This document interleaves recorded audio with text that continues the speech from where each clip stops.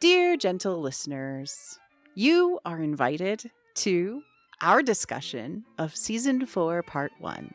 I'm Marie-Claire Gould, your host, and joining me for all of these Bridgerton deep dives is the incomparable Missy. Hello, I'm excited. We're getting started. It's so fancy when I start like that. It is so fancy. You're very fancy. Mm-hmm. Just as a warning, we will be talking about mature subjects. We'll be deep diving into mythical themes and motifs, stuff that we talk about all the time, and why we like to do that. Why do we like to do that, Missy? Well, it gives us more depth to say, look at these things that maybe were not even intentional, but are coming out in the story. And some of them shocked us. Yes. It's very exciting. You and me realizing upon watching the trailer, this is where they were going. And then watching the show and seeing it play out exactly like that. I feel very smart. It was very satisfying in that regard. But yes, I think what I find so fun about rewatching all of these or watching this one for the first time and then discussing them with you is that we get at so much more depth that is in these episodes, in these seasons, than I think a lot of people give the show credit for. So I hope you enjoy, and I hope you agree with us as we go through. And if you discover something, please let us know, because that's what half the fun. One of the interesting things is because they specifically said Cinderella, right? With this, more people have been talking about fairy tales in association with all of the other seasons. Like somebody said, to them that Anthony's season was very Beauty and the Beast. And I'm like, well, I don't agree, but at least you're talking about it, right? But horse husband, so not totally wrong either. No, animal husband, same kind of motifs, right? But to me, it was just really interesting that because they specifically had an idea on point, and yes, absolutely, Cinderella, I don't even think we need to talk about that as a theme or motif.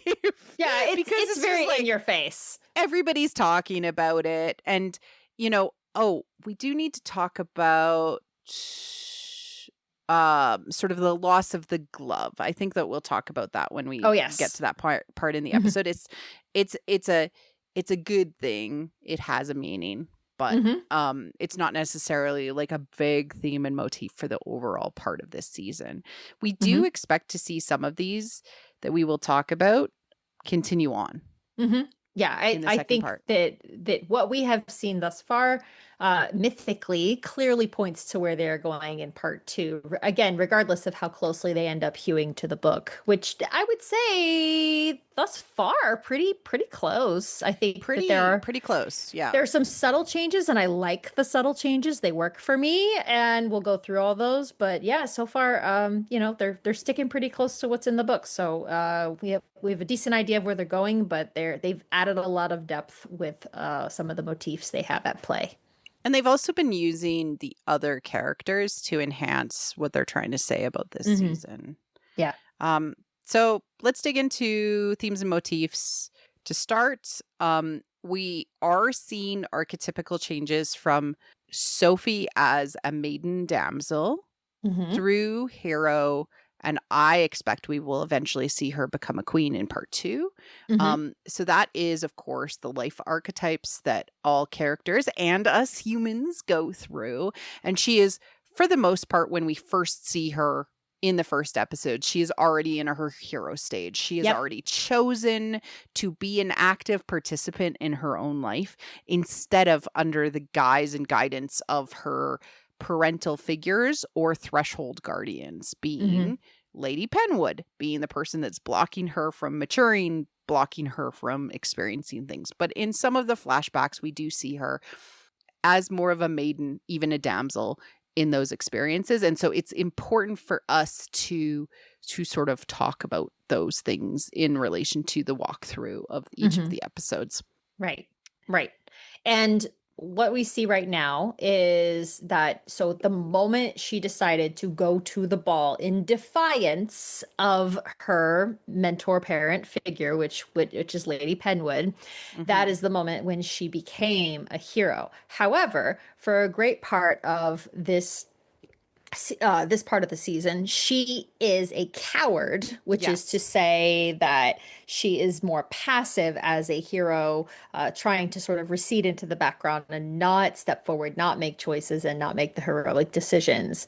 She does give a hint of where she's going because she said to Benedict, I always wanted to be part of a family like yours. And then she says that Hmm. she's content to just work for one. And Yeah. so that is her not yet ready to move on to the queen phase, but when she is ready to truly become part of that family for real, then she will move into the queen phase. And the hero phase is all about, especially with the feminine symbolism, is about finding interconnection and belonging. Like Hmm. that's fundamentally what it's about. And we do see every time that she sort of progresses into that interconnection, which is kissing, love, all of that stuff with Hmm. Benedict, and even interconnection with his family by Hmm. adjacency, she immediately backs off and hides. And so Right. that really does double down on that coward phase, which means that she's not positively progressing. She's in a negative shadow archetype Hmm. of that hero phase. Um, being that it is a coward, she is being passive, and we see that passivity through the Hmm. whole season. Good stuff. Yeah. Yeah. I really Yeah. like what they're doing with it. Hmm. We have, of course, the Handless Maiden, and the most famous telling of that is the Grimm's Fairy Tales version. Hmm. Um, a lot of people misunderstand the Handless Maiden, but so we're gonna do a quick, brief summary of it. Yes. Uh, Yes. All and right. yes, it's a little insane. Oh, it's listen, it's gory, but all the best tales are. So real quick, this is the way that Marie Claire and I got to this, because if you've listened to our preview episode, we did not mention this tale Mm-mm. because shortly afterward we were watching the trailers again, and all of a sudden Marie Claire went, "Wait, Silver Hands!" And I said, "Silver Hands!" We were both like, "Headless Maiden!" We were so excited, and then This is our watching. messaging to each other. Exactly. And then watching this We're show, so it ridiculous. was it felt like it Pops off the stage like so much absolutely. more than Cinderella for me, Yes, I which is so agree. interesting. Like Cinderella Yes. is there, but I think it's actually more the next thing I'm going to talk about Yeah. from a tale type perspective rather than Cinderella, which is Yeah. also interesting. Let's talk about Handless Maiden. Well, we're getting into this. So first of all, there is a variation of Cinderella, which is the donkey skin tale, which Right. is Okay. right. And technically speaking, Handless Maiden is a donkey skin tale. So it's, it's all related back to Cinderella. Cinderella is an all-encompassing, like, load-bearing structure in folk tales. Similar to Beauty Everything. and the Beast, right? Like Beauty Exactly. and the Beast is Cupid and Psyche, but it's also sometimes in more modern tellings, we have more of the Bluebeard Yeah, variant, exactly. right? So Right. like it can flow, and these things are not. You and I are pluralists when it comes to folklore and fairy tale and mythic motifs. We like it all because it helps us get closer to the truth of what is being said, Right. which is fundamentally there has been a psychic mutilation, Yes. and then Yes. there needs to be a rebirth Hmm. and finding of true place through care and love. Yes. So let's tell the story. Okay. Yes, please. I am once again telling this off the top of my head, so everyone just go with it. But the tale, the Handless Maiden, it is a miller who meets the devil, who says that he will give him great wealth if he gives him what is standing behind his barn. And the man thinks to himself, well, the only thing behind my barn is an apple tree. So, sure, sounds great. So he agrees to this, and all of a sudden he is lavishly wealthy, but comes to discover that, oh no, what was actually standing behind his barn is his daughter, the maiden. And so now he owes her to the devil. And so a few years pass, the debt comes due, and the devil comes to collect her. And what she has done is she has washed herself. She has drawn a circle in salt around herself. She stands within it, and the devil cannot touch her because she is clean. So then he tells her that she can have no water. She is not allowed to wash or bathe herself. But then she still cries, she weeps, and the tears still clean her, and therefore he still cannot touch her. And so then a third time, he comes back and he demands that the father must cut her hands off because again they've been cleaned by the tears, and the father unfortunately agrees to do so, and so her hands are cut off. And then while she cannot be taken still because she's still weeping, and it actually heals the stumps of her hands, so the devil can't take her, but she also cannot stay in her home anymore, so she must go out. So she goes out into the wilderness wandering, and eventually she comes upon a garden.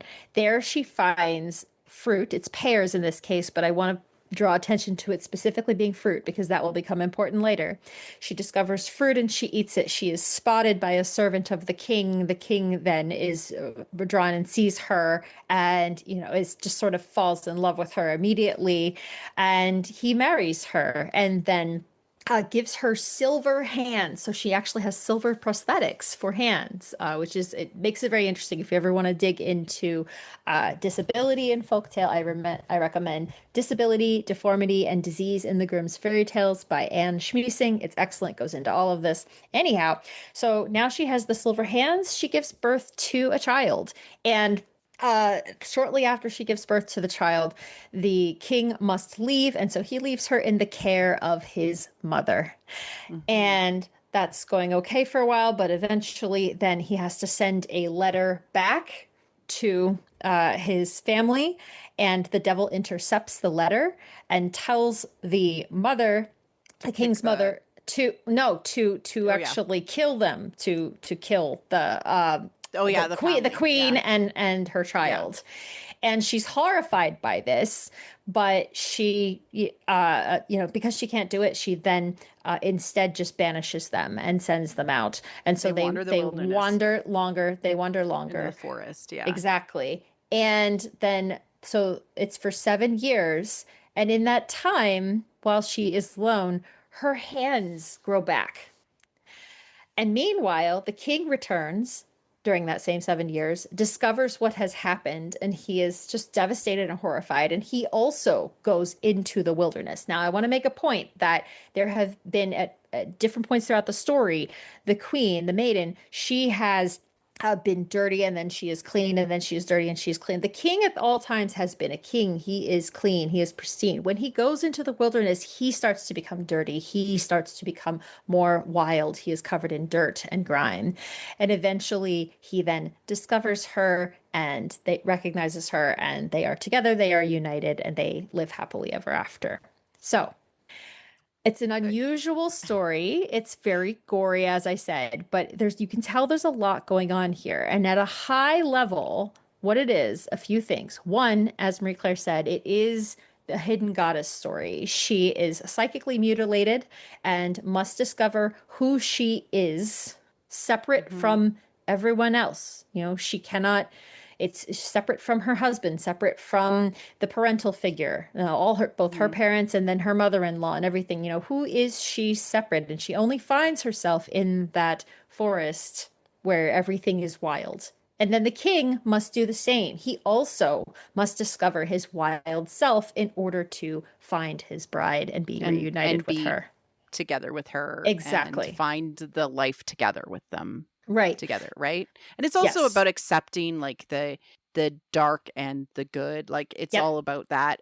There's also like some motifs about the forest. Rebirth happens in the forest because it's like a cocoon. You're broken down from an ego perspective to become like sort of like a seed. Like you go into the dirt and you become a seed to be reborn and be healed.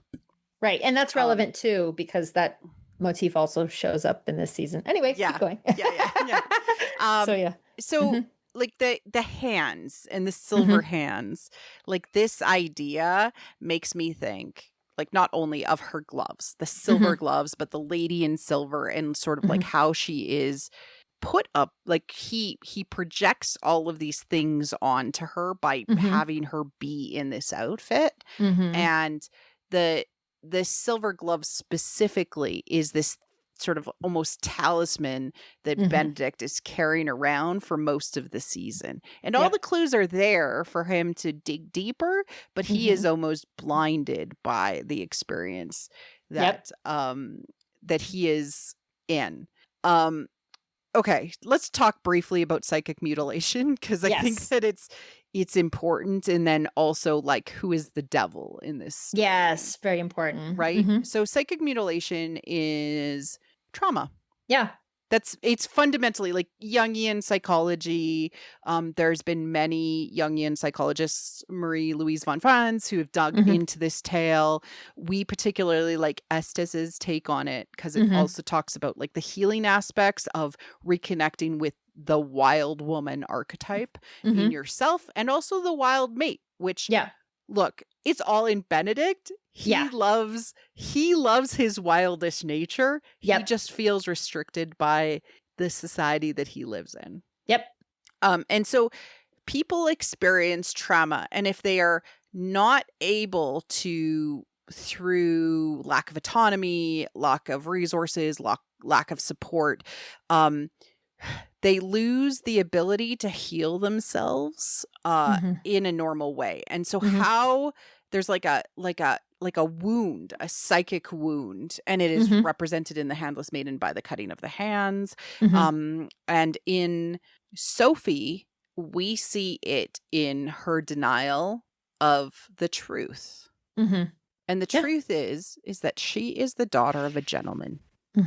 And she needs to be able to acknowledge that to herself. She is actually part of the society that she comes from, regardless of who her mother was. And in some ways, I wish that they would figure out a way to have that healed with her mother, because that's a really important step for the heroine's journey. But it doesn't come out in The Handless Maiden at all. It's all in relation to her relationship with her father and what had happened with her father. Yeah. I think there's some opportunities for them to still do it through. So in the book, she and Violet become extremely close, and there's already signs that it's headed that direction. And so to a great extent, Violet is sort of like a stand-in for the mother she never had. So I think that we will probably see a lot of that. And of course, in The Handless Maiden, the king's mother is very deeply caring of her daughter-in-law. And protects her. And protective. Yeah, absolutely. And instead of killing her, she's like, please leave. Sorry. So all this happens because of this pact with the devil that the naive father makes. And we see that very clearly in episode 2 with the marriage to somebody. Yeah. Who is that?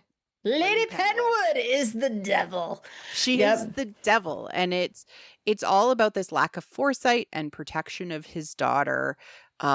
He enters into this agreement without necessarily knowing the consequences to the person that he has given the most to in his life. And yes, we can absolutely see all of the Cinderella motifs in the 2 stepsisters and the evil stepmother and all of that stuff. But the Handless Maiden symbology is so strong. Yes. Well, I think it's the fact that yes, they make a big deal out of the shoes, but ultimately there's more emphasis placed on the gloves. And when there's more emphasis placed on the gloves, that's where you can really see it, is that they're leaning into Handless Maiden a lot here. And then we will go through all the other places that it appears in this story, because it's a shocking. It's crazy. It's very dominant. Yeah. I think we gave a good framework for you to put these concepts into. Right. The wheels should already be turning. You're probably starting to think of places where you've seen this appear. Another theme / important symbol is hands and touch. So I knew from some of the previews and some of the clips, like they were going to be touching each other like A lot. and like hands are like all over the place. And primarily I love the fact that hands are used in benedictions. Yes. Perfect.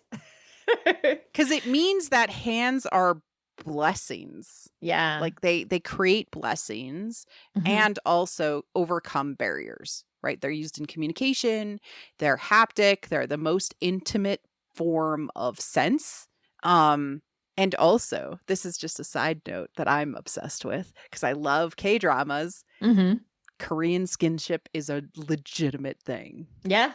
And so like leaning into that they overcome this like you can't touch people, but touch is intimate, meant for family and meant for loved ones, but yet they're touching each other like all of the time, shows that they're already in each other's like intimate circle.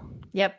Yes. Well, and touch has a lot of significance. We'll go through all the places that appears in this story, but every point where they touch each other is a key shift in their relationship.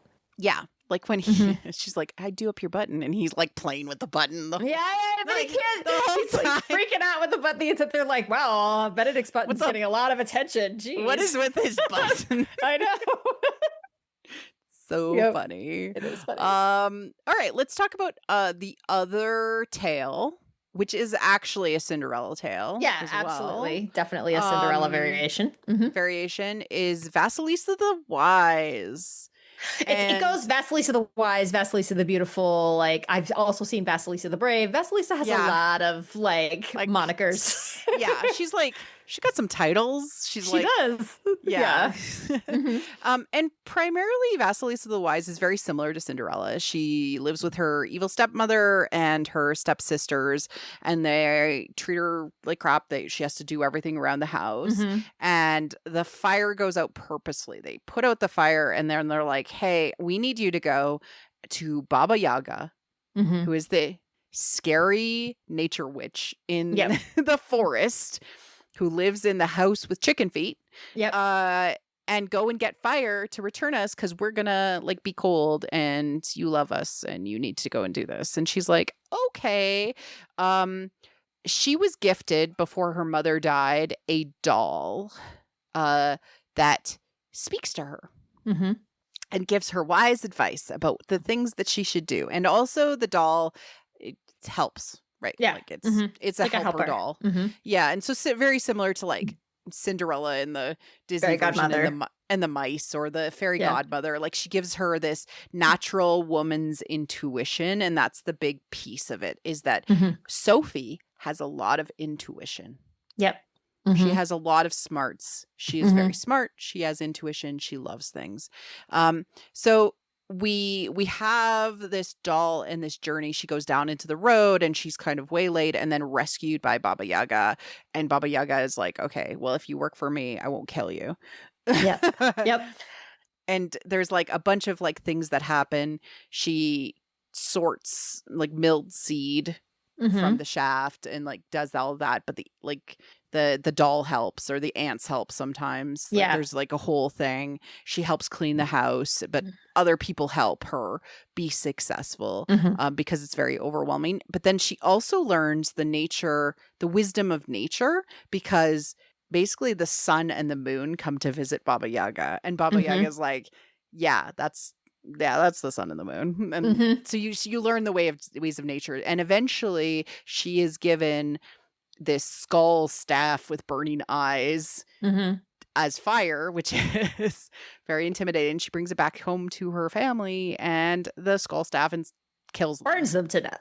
Burns them to death. And then like a prince shows up and basically makes her a princess, and she is taken to a castle and there's some balls, and it sort of follows the Cinderella story, and she ends up marrying the prince, and there's like so that's kind of like how it plays out. But really fundamentally it's about her intuition leading her to understand the true nature of people, and that her stepmother and her stepsisters were never truly kind or well-meaning, and that she had to grow apart from these psychic leeches. Yes. Mm-hmm. Yeah. Yep. um we'll dig into where we see some of that stuff in the Mm-hmm. episodes. Definitely. We already talked about it with regards to the handless maiden, but of course, hidden goddess motif. This is, you have always been worthy this whole time. Yes. You just Yes. believed that you were not, or you Mm-hmm. forgot.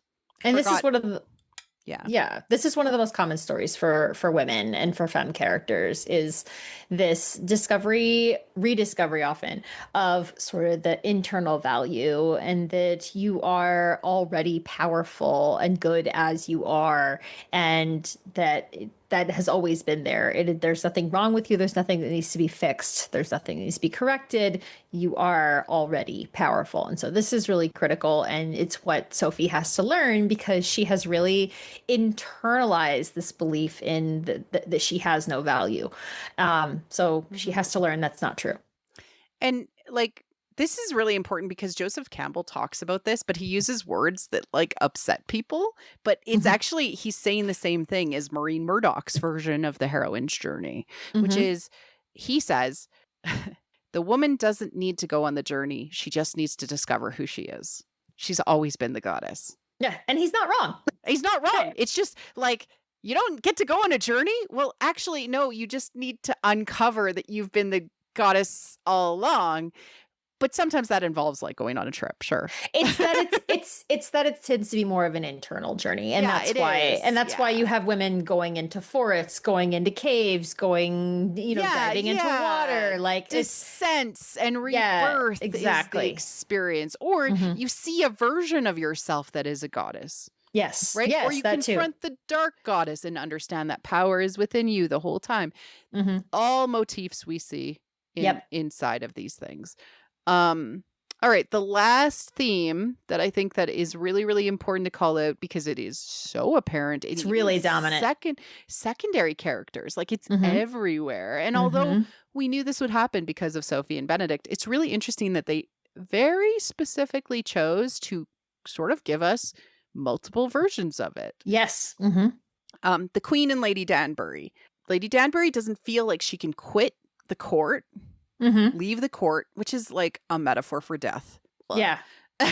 Yeah, it is, unfortunately. It is. Like, she's like, I can't die because the queen won't let me. She wants to go off into the west like the elves in Lord of the Rings. Like, she's like, I want to go and travel and see my homeland. Please let me die. And the queen's like, you can't die. I need you. What if he dies? Yeah. So good. This part of the story adds really good tension, I think, overall, and motivation.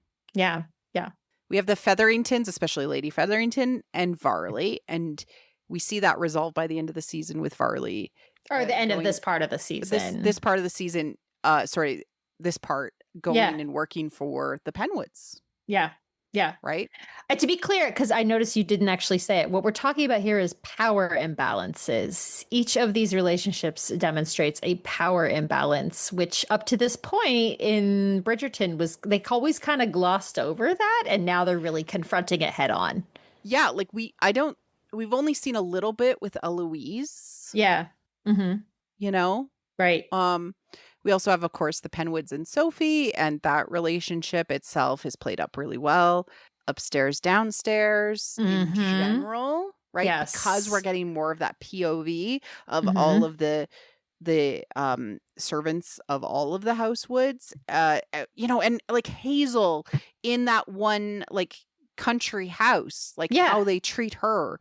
And then it is called out explicitly in the script to Benny Boy when he's lying in bed by Mrs. Crabtree, and she's like, do you not understand that she cannot say no to you, dude? Exactly. And I'm so glad they did that. I think it was so important. Obsessed. I like pumped my fist. I'm like, Lady Crabtree or Mrs. Crabtree, you are like, you got it. You're like, consent, dude. She can't consent. Yeah, it's not possible. Like, and that's so critical that they say that out loud in this story, because like that is the most difficult thing about telling a story like this in a society like this, is like she can't say no to him. She can, and even her yes is meaningless because she has to say yes. Like that's the point, right? Is that like, so it's very, very difficult. And I think thus far, I think they're being very mature about how they're handling it.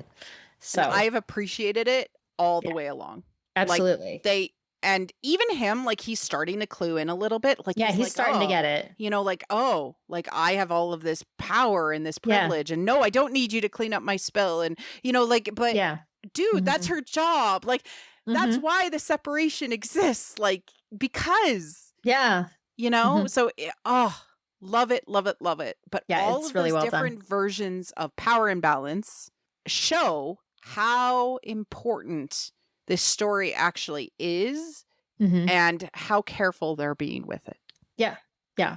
They you can tell they had these conversations and then they said, how can we make our perspective really, really clear in How the can we story? nail home what we're trying to Yeah. say? And Make sure nobody misses it.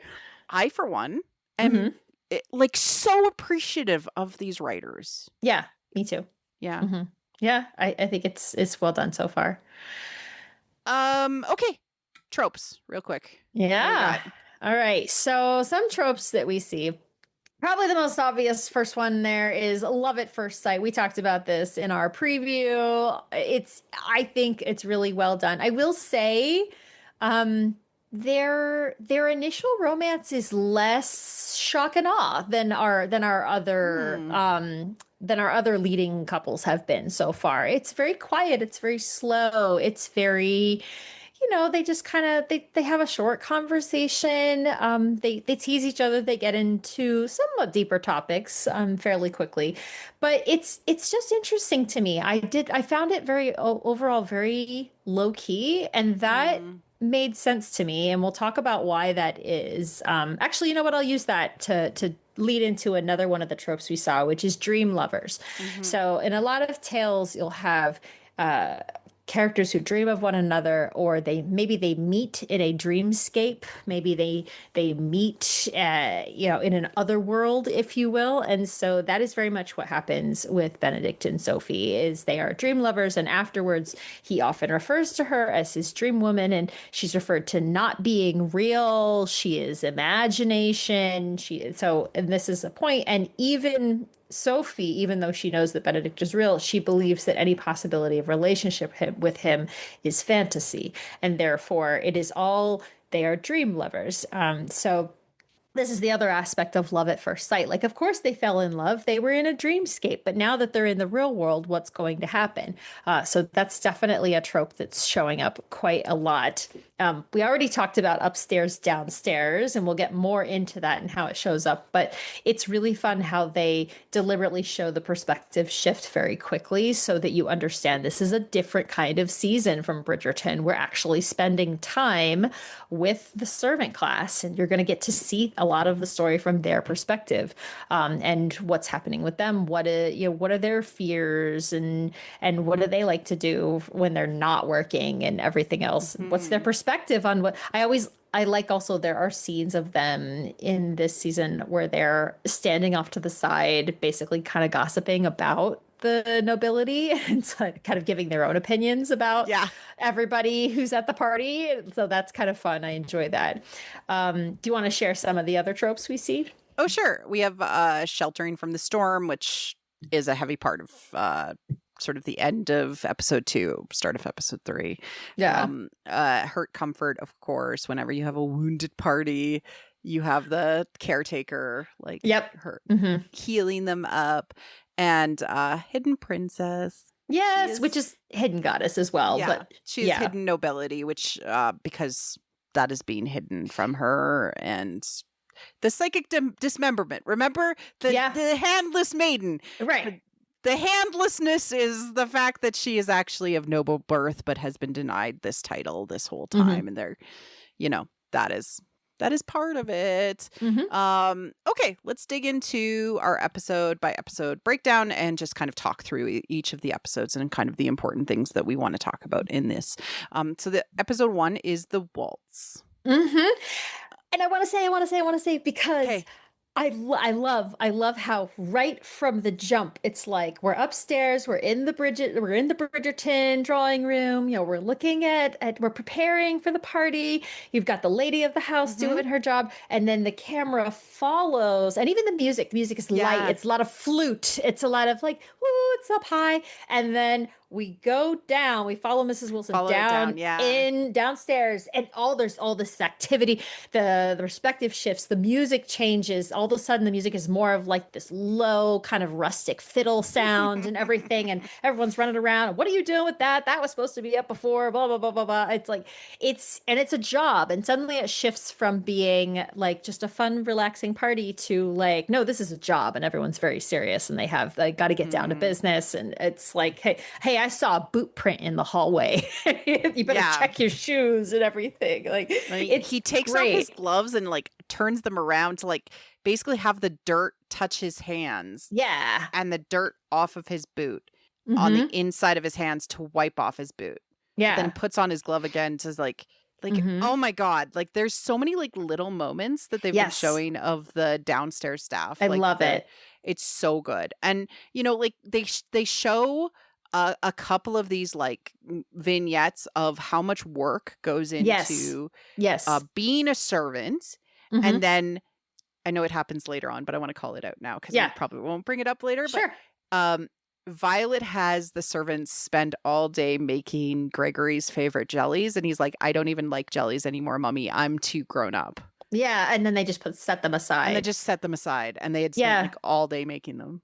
Speaking of Gregory, a similar thing that happens in that episode is that they get into this like cute, fun brotherly fight with the shaving cream. Oh yeah, and then But then Sophie sees the maid that has to clean it up afterwards, and yeah. it's a mess. It's like, so yeah, so point being that from the jump, even though, because keep in mind, Sophie is not introduced as a maid, as a servant until toward the very end of the first episode. Do you even Mhm. see her as that? Up to that point, she is, you know, she's a mystery woman to the audience as much as she is to Benedict. And so, but they set us up for that reveal, such as it is, by showing us this downstairs life and showing us Mhm. far more of it than we've ever seen before. So it's really fun, and I love that they kick off the whole season with that perspective shift.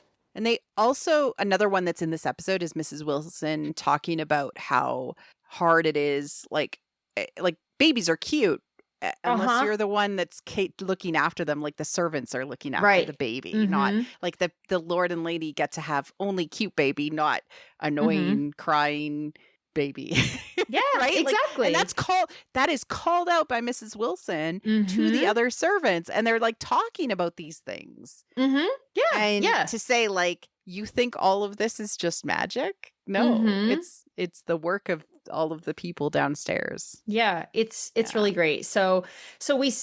They're clearly what they're doing when they're setting it up, and you know, Francesca and Mm. Eloise return with Lord Kilmartin, and everyone's welcome back and everything. It's a really nice thing. And then Violet comes over and asks the servants, because of course they know, because that's the other Yeah. thing too. The servants know everything, yeah. everything. So she comes over, she asks them, where Where's is Benedict? And then John the footman, whom I love, by the way. I've always loved Yeah. him, even in previous seasons, but getting to see him shine so much more this season has been He gets really, so really much fun. more, and he's like he It's great. protects people, and he's Yes. like he knows his job, right? Like, but he He's can't so on protect it. Benedict from No. like the Dowager Viscountess. Yeah, from the wrath of his mother. And so Yeah. they go in there, and like he is just living this life of dissolution. It is so clear what we said about how like he was very lost by the end of last season. He just like Mhm. doesn't care about anything, has nothing, everything else. He's struggling. The other thing too that I want to mention, that we saw in this episode and then kind of throughout the rest of the season, is he is not comfortable trying to fill Anthony's shoes. No, He's not. This does not come naturally to him. He's not the Viscount. He doesn't want to be the Viscount. He hates having to make these decisions. It's, you know, he also cannot be shrewd. He has a very generous nature. So when it's like, oh, well, one of your farmers wants this, he's like, of course. And then the steward has to be like, no, no. you know, Yeah. like you're not supposed to do that. And he's like, wait, why? So Yeah, it's yeah. so Benedict, he is looking for something which he is not permitted. He's not permitted by society. He's not permitted by his mother. You know, I do think there are parts where Violet is in the wrong, actually, with her attitude toward Benedict. Yeah, like Yeah, like and she even says like I let off of you, Eloise, and you all last season and I regret it and I want you yeah. to be married and like he doesn't understand that like she wants him to be happy, but like I totally get her But frustration with him but because she he's but she also has to be happy in the way that she wants, in the way yeah, that like she it's thinks not is best. yeah, it's like you have to choose somebody from society. Like that Yeah. is your only choice. That is the yeah. Yeah. And he keeps It's saying that. Like she keeps saying it much later in the season. She's like, "Oh, you'll meet a nice young lady from the taunt." And you can see it's just crushing him every time she says this because he's told her, "No, I want to live outside society. I want to chart my own path and I want you to be supportive of that." yeah. And the fact of the matter is that as much as she loves him, she's not supportive of him living outside the structure of society. So, it's a very good conversation they have kind of at the beginning there where she tells him this is what is expected of you. And he argues with her and says, no, no, I'm the second son. I don't need to do those things. Um, and so again, she's not wrong that he is kind of lost and floating around. She's not wrong about that. She's just wrong about exactly what it is he needs. And we had talked about with the handless maiden in like the people that have talked about it, but Clarissa Pinkola Estes uses the handless maiden to talk about wild mates. Yep. And so if Sophie is a wild woman archetype, that's Mm-hmm. really important. It means that the person that she is going to marry is a wild mate for her. Yep. Exactly. And he fundamentally is seeking this wildish nature in Mm-hmm. himself. So he is drawn to things that make him taboo. He is drawn to things that are enhanced by pleasure. Like he's just listening to his internal id all the time because that Mm-hmm. is the closest thing to the wildish nature that Mm-hmm. he has access to as a gentleman of the Tawn. Right. Exactly. Um, Exactly. and So, so yeah, it's neat to see it play out and that yeah. they've been building this whole time. Mm-hmm. Mm-hmm. Like in Yeah. him like kind of trying all sorts of hobbies. Mm-hmm. Like I do think he was probably not at his best when he met Sophie. But Oh, that's no. fine. I would Yeah. argue he was at his worst when he met Yeah. Sophie, but that's part of the reason why they have an affinity is because he he protects himself by being I'm the fun-loving. He even says it. He says he's known as like not being the serious Bridgerton and everything else. Mhm. Like no one takes him seriously. And it's he does that on purpose. He projects this like I don't care about anything. I'm not going to settle down. I'm not going to take responsibility. That Anthony can do that and like Colin's married and I'm not going to do anything. But he does it to protect himself because he is lost. He has not found what he's looking for. And so, this is something he does is he's intentionally shallow. And that's what he tells Sophie when they meet is he says it's just easier to be in shallow water. Yeah. And so it's so well done in terms of it does, I think, in my opinion, make Benedict successfully sympathetic. You do feel for him because he has been Mhm. trying to find this wild nature in himself this whole time and has struggled so much. And so when he meets Sophie, she is there and we're going to get into this, but she is the enchanted bride, which is also an animal bride. We will Mhm. talk about this, but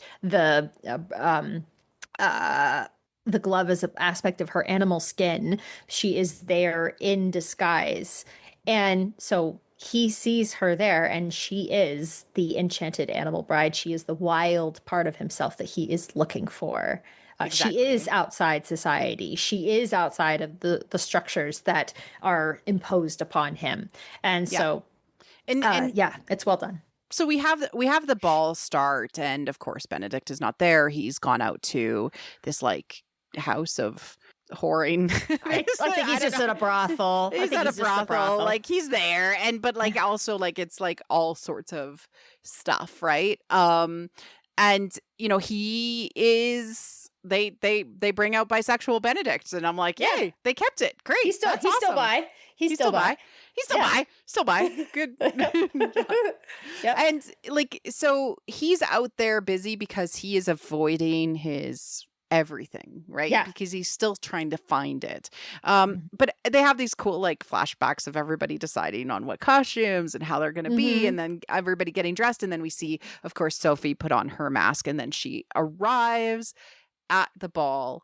And I love Elfie. He is so good. He's like enter with the large group, basically hide, right? Like sneak into the ball and just exit by midnight, because of course Cinderella. Of course, yeah. He's like, but you have to be out by midnight. Yeah. And I also love the whole thing earlier when they were talking about, oh, they're all not going to be able to know who each other is. And Mrs. Wilson says, well, no, they take off their masks at the stroke of 12. And she says it that way, the stroke of 12. And I was like, I love it. This is great. Yeah. And the dance card problem, like just write down who the costume is. Like, come on. Like there's just so many like little moments of joy in this opening episode. But we also are confronted with, of course, the stepsisters and the stepmom. Right. Arminta is okay. I didn't think I was old enough to see Cho Chang as a mother. I know. Right? Like she is slaying this role. She's like so good. She's so scary and mean. Scary and mean. And of course we all love Posey. And Sophie loves Posey. And we hate Rosamond because she's the worst. Yeah. Yeah, she's awful. They've done a really good job of like the nice stepsister and the stepsister of your heart and the stepsister who you're like, I wouldn't stop you if a bus was going to run over you. And we talked about this in our preview episode, that we felt that it was very similar to Ever After, where Marguerite is the horrible stepsister and Jacqueline is the sweet stepsister, and so they have a nice relationship and they're able to continue to be sisters after they defeat the evil stepmother. And so it's really nice, and you get to see those two get their comeuppance while the sweet one gets her own happily ever after. And so I hope that we get a similar thing for Posey, because she is just such a sweetheart and I love her. So, and they do such a good job. But it's interesting too, because the fact that she's so sweet like that, it does also very much factor into the plot. And we'll get into this because the shoe clips are very important. Right. Later. So later, yeah. Yeah. That is important. Yeah. And there's a lot of interactions in the ball, and I mean, I didn't really go into this when we started talking about the episodes, but we're going to primarily focus on Benedict and Sophie and then talk a little bit about the characters, the secondary characters at the end. But Benedict eventually arrives on a horse and he's disheveled. He's not wearing his mask, and he arrives. Yeah, John's like, here, quick, take your mask. Take your mask. Like, and, Violet points out how late he is at arriving. Like, he's like, I didn't even want to come. He smells like gin. Smells like gin. Yeah. Probably is kind of gross. I don't know. Like, a lot of people on Reddit were like, did he shower? Did he bathe? Like, no. No, like, no, because he is this wild mate. Like, truthfully, he's trying to be like, I am not of this prim and proper society, and so he does everything. I'm not one of you on purpose. Like, I don't want to be. And Violet's like, you need to go talk to these debutantes, and he's like, fine. So he goes and like talks to the debutantes, but he's so annoyed. Well, but also, like, you get to see, before he even mentions it out loud later, you get to see exactly what he's so bothered by, which is, they're like, you're number 2, aren't you? And it's just, and he goes, that's my name. And so it's like this whole thing of, they don't actually care about him as a person at all. They're not interested in who he is. They're only interested in his name, his title, his wealth. That's the only thing they really care about. They don't see him for who he is. And he knows that. And that's why he's so disinterested, is because he obviously wants to be loved for who he is. That's what he's looking for. Something authentic. And I love that he reminds them to not forget about Gregory. Yes, I love that. Yeah. Don't forget about him. He can I like if he was there, he would literally like shove Gregory in front He of would. him. Like He would shove them in front of him. That's yeah, absolutely like what he would did do. with Colin a bunch of times, or like Yes. Anthony. Like he Yeah. is just like no. Like I do appreciate that they've been so consistent with his character for the Yes. last seasons. Like Yeah. it shows where he is so Yeah. strongly at this point, and like why he's so frustrated with everything. Now that we've gotten to have his main character Halo, Yeah. we get more POV, more understanding of why. Why? And it's going to be really nice, like when I'm rewatching the other seasons, to have this additional context of what's really going on with Benedict. And maybe annoyed with him less. well, but it means that at all these moments where he seems so charming and relaxed, we know it's very much a front. It's something that he is projecting out there to protect himself because he does want something deeper and more authentic, and he absolutely cannot find it or does not have access to it in his world. Exactly. And so, yeah.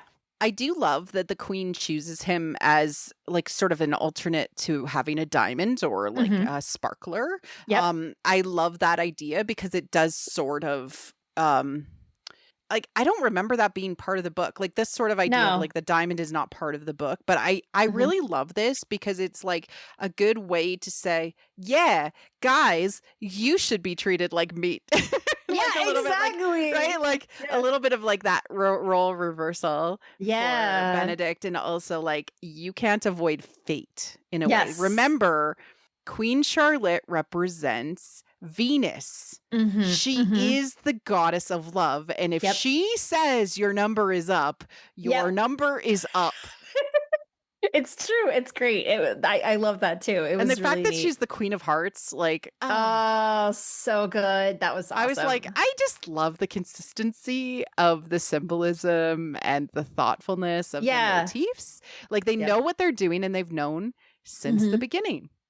Yeah. Well, and I'm looking forward to getting into some of the other characters in their costumes because there's also symbolism there, which is really cool. So I love that. One other thing I want to mention before we get into the actual introduction between Benedict and Sophie is the overall design of the ball and the decor. It's first of all, it's just stunningly beautiful. Are you familiar with the work of illustrator K.Y. Craft, Kinoko Craft? No. No? Okay. Well, look her up after we're done here. And everyone listening, please check out Kinoko Craft or KY Craft. She is just an extraordinary illustrator. Amazingly, she's actually illustrated a lot of the things that we're talking about, not just Cinderella, but she has a very famous version of Vasilisa and a number of others. She just does incredible stuff. But in particular, she has a version of the 12 Dancing Princesses that I adore. And there is a ball in it. It is the underground ball that is done in the underworld when they go down to dance with all of the enchanted princes and everything. And it is so luminous. The actual chandeliers that are painted in there, they look like they're glowing out of the page, and all of the illustrations look like that. They're stunning. They're beautiful. And watching this, I was so reminded of that because the glow of the chandeliers and the way that everything is quite dark except entirely illuminated by these pinpoints of light like stars, and you can see on the floor there are celestial patterns on the floor, on the carpet, and everything's this deep midnight blue. It's just gorgeous. It's so beautiful, and it emphasizes the fact that this is a dreamscape. They are meeting on this other world, in this other world, this plane, and in the stars and in the sky. And so it's really just so beautiful, and it works so well thematically with what they're trying to do in this story. I really loved the ball setting, and I loved it in the book too. And they really did an amazing job of it. Yeah, they nailed it. So Benedict notices Sophie first because she is not looking at the people; she's looking at the chandelier. Yeah, and she's just appreciating the beauty of the work that his mother had put in. Yeah, right? Like everything. And she's approached by Lord Napier, who's like, hey, would you dance with me? And she lies and says she lost her dance card. Benedict sees this from across the room as she hides her dance card that she clearly has. And so, says, oh, but I'm on your dance card, and here it is. I found it. Yeah. And then Lord Dampier like disappears and she's like, well, I can't dance. Sorry. Yeah. Mhm. And that, like, you know, aren't you here like every other maiden? Like, aren't you looking for a husband? She's like, no, I'm not looking for a husband. Yeah. Why are you here then? Just to enjoy myself. Like, that's it. That's literally the only reason she's there. And he's fascinated. And this calls to his wildest nature because he is looking for joy. He is looking for fulfillment. Right? And so he doesn't want to be consumed by another person. He wants to be part of something bigger than himself. That is like part of what he's been searching for. And so, you know, she says she can't dance. And so he's like, well, I can play dance instructor. And he leads her out of the ballroom. They head to the terrace. And again, this is more dreamlike state stuff because the terrace is beautiful and it's another private. world. It's another world and it's away from the ball. And literally there's nobody out there, which surprised me. Ballrooms are like really hot usually. Yeah, exactly. There would be people on the terrace like smoking cigars and stuff like that. But nobody is out there miraculously, not even servants. And they dig into this conversation where he is just constantly shocked by everything she says. Yeah. And she's very honest with him. Yeah, she's very forthright. Yeah. Except for the part where he's asking her questions about herself and then he says, and who are your parents? And she goes, mother and father. And he's like, like she's messing with him. So it's like she teases him, but she also says things to him that no debutante would ever say. And so he just is just fascinated. And at the same time, she gets his number very quickly. Like, so she said, so do you do this all the time? Put the attention on other people so they won't look at you? And he's like, because she got him. Like, like that's exactly what he does. Man. Yeah. So and they dance for a bit. They talk about shallow water and deep water and how he stays in the shallow water versus getting deep with anybody because shallow is safe. Yeah. She calls him out. You know, and he doesn't feel at home in his own family home. Yeah, he says he feels even more out of place at home than anywhere else, which she relates to because, of course, she lives in her own home, but she is not considered part of the family. She's not treated as part of the family. And so she also is out of place in her own home. So they understand one another in that sense. Exactly. And again, remembering she has silver hands at this point. Yes, she has silver hands. We'll get into why she has silver hands now. It's because of the flashbacks in the next episode. We'll get there, but she has them.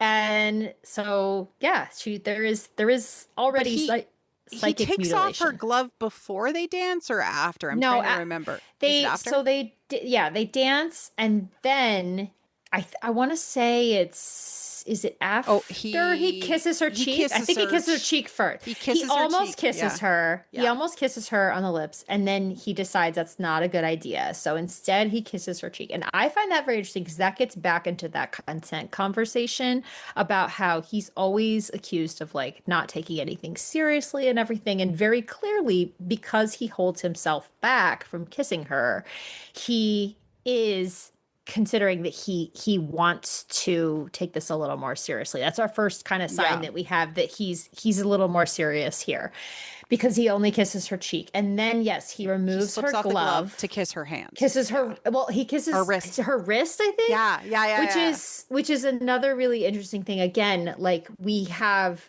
him holding her hand, kissing her hand is relevant because then later on when they meet again and he doesn't recognize her, he's confused. He senses something when he touches her hand and he's like, are you sure we haven't met? Yes, so it's very important there that this happens. And again, like kissing her wrist is like she doesn't have hands. Yeah. Like that's also like a thing. Like she doesn't have hands, so he goes straight for the wrist. What? And also the penwood symbol is at her wrist. Right. So like that's actually her. Like, oh, what? Yeah, that's the wound and everything. What? Yeah, it's like everything's there. But it's also I feel crazy. What? No, it's all there. It's so wild. It's just amazing. Plus, What is this show? and listen, it's not like he slobbered all over her hands or anything. But I do want to point out that mythically speaking, saliva often serves the exact same role as tears. So the idea tears in the story are healing, and so him kissing her, that's breath, that's saliva, that is all the things that are needed to lead to rebirth and to rejuvenation. So it is the sign there that is what is going to ultimately. This is the secret for both of them. Is this haptic this connection, the touch, the overcoming barriers, and you and I know like touch is like that idea of like bridging gaps and stuff like that. And then it's the bell. Midnight. It's midnight and it's time to remove She's the like, mask. what is that bell? And he's like, oh, it's time to find out who you truly are. And he's like, she's like, nope. And she's gonna, so but here's the thing. And I love, this is a change from the book and I love it. I'm happy with it. I think it's perfect choice. I love it. In the book, he does kiss her. Like, you know.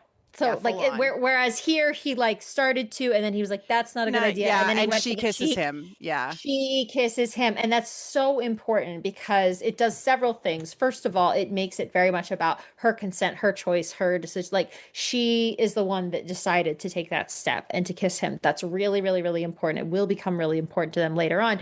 But also for him, it's important because she's already said she's not looking for a husband. So the fact that she was about to flee, she came back, she kissed him and then ran off. It's how he knows she wants him. And that's why he's so obsessed after that. And because he knows fundamentally that she did and does want him. He knows that she wants him for who he is. He is sure of it. And so that kiss is actually a really important kiss. And so love it. Big fan. And so she flees. And so, I will say he didn't try that hard to chase after her. I think he could have caught her if he ran away, but he didn't. He paused. And he looks down at the glove, and she's like, whoa, a glove. And he has her animal skin. He has captured her. Mm-hmm. Yes, exactly. So if you're not familiar with this is from Swan Maiden tales, which are most animal or enchanted bride tales, in which there is typically clothing or an animal skin. And when the bridegroom takes a piece of it or captures it or steals it, then he has taken a part of her animal skin and therefore he has claimed her as his bride. So she is his, she belongs to him. But now she is a lost bride because she has fled. And so he has to find her. As we said, lost bride tales typically don't end in success for the husband. So how is he going to succeed? And the answer is that in most folk tales, when he is successful in reclaiming a lost bride, it's usually because she discovers the hidden goddess inside herself. And that is why. So it's about awakening. So Sleeping Beauty is the best example of a lost bride that is recovered. It means that she wasn't dead, she wasn't gone permanently in the other world. She's just asleep and she has to wake up. And so she wakes up by discovering the goddess within herself. So that's why, even though Benedict will pursue her, ultimately he will not be able to be united with her again until she rediscovers the hidden goddess inside herself. And so that will be like some sort of a reveal about her parentage officially coming out. Well, and her just realizing her own value as well. Yeah. But like, they do it like on two levels. It's in the script of her characterization, but also they have to make it real for society. Right. So that's like a thing. That ends the ball. She flees. And he is bewildered, to say the least. Yes. He's obsessed. He immediately, we said this is the moment he becomes Sophie sexual. Yes, exactly. We did get some cool like classic versions of songs. We got DJ Got Us Fallen in Love, right, when Benedict invites her to the terrace. We got Never Let You Go by Third Eye Blind, and we also got Life in Technicolor by Coldplay when she came into the ball. So it's been cool to see new like classic versions that will show up in weddings. Yeah. I've really enjoyed most of the those new adaptations this season. There's a couple that I have mixed feelings about. One in particular I'll point out later, where I think it comes a lot. So the thing about this season is that they're trying to do a lot of things. And sometimes it's like the lack of focus, I think, can make it a little challenging. So it ends up playing out as some weird pacing issues or flashbacks between like we get the Mondridges out of nowhere in the first episode, like having sex, and we're like, okay, cool. Yeah. I don't know that we need that. Like it just feels sometimes like there's weird things that don't necessarily serve. Yeah. Much, well, I think a lot of it is like there are things that are being done which are very clearly to set up for future seasons. And part of me is like, okay, that's fine. And on the other hand, it can lack inertia. So I think, we want some momentum. We want it to feel like it's moving forward, and that it's a character-driven plot, and sometimes it's a plot-driven plot. So that's okay. Yeah, exactly. All right, let's dig into the next episode. That episode is Time Transfixed. And the majority of this episode is actually like Sophie flashback and Benedict trying to find the Lady in Silver in all of the ways that he can. And it starts out with Benedict like drawing like a madman. And so like his artistic side is like back in full force because like much of the times when you're like faced with like psychologically or in like symbolism, when you find your other half, you are filled with phenomenal energy. Yes. Yeah. So he hasn't really done art in a long time, and all of a sudden he can't stop drawing. He's drawing and drawing and drawing and drawing her as much as he can. And it's just, he's very clearly obsessed. He's trying so hard to find her. And of course, it's how is he going to do that exactly? And so what I love is him turning up before noon, fully dressed and looking groomed and everything. And Violet and Eloise are like, whoa, what happened to you? And so he's there, and he is ready to go on the hunt and try to find this woman. And he makes a deal with Eloise that he'll try to protect her from Violet's matchmaking shenanigans. And I noticed that deal falls apart pretty quickly. Yeah. But and he hoists her off on like the gentleman, and it's like, you go talk to them and get some information. And exactly. So then she's asking gentlemen about like, well, does your sister know how to dance? And they're like, what? And he's out there talking to all these ladies and like looking at their mouths and trying to see if any of them are the woman. He's asking about whether they like to swim, because they talked about swimming in shallow water and deep water. So he's trying to find this. And the Penwoods are there. The Lee Penwood family is there. And so Rosamund runs up to try to give her best. But of course, once she reveals what her costume was, he knows it's not her. So he loses interest immediately. So it's interesting the way that they sort of initially interact, and how they're not giving up. They're still going to try to get him, because that's what Lady Penwood is after. She wants a Bridgerton and is determined. Exactly. Yeah. And, this is where like more of the Cinderella stuff comes out, but we don't spend a lot of time with the step family all that much. So it loses momentum a little bit in the Cinderella-ness and goes more Handless Maiden or Vasilisa. Very much. In the mid-season.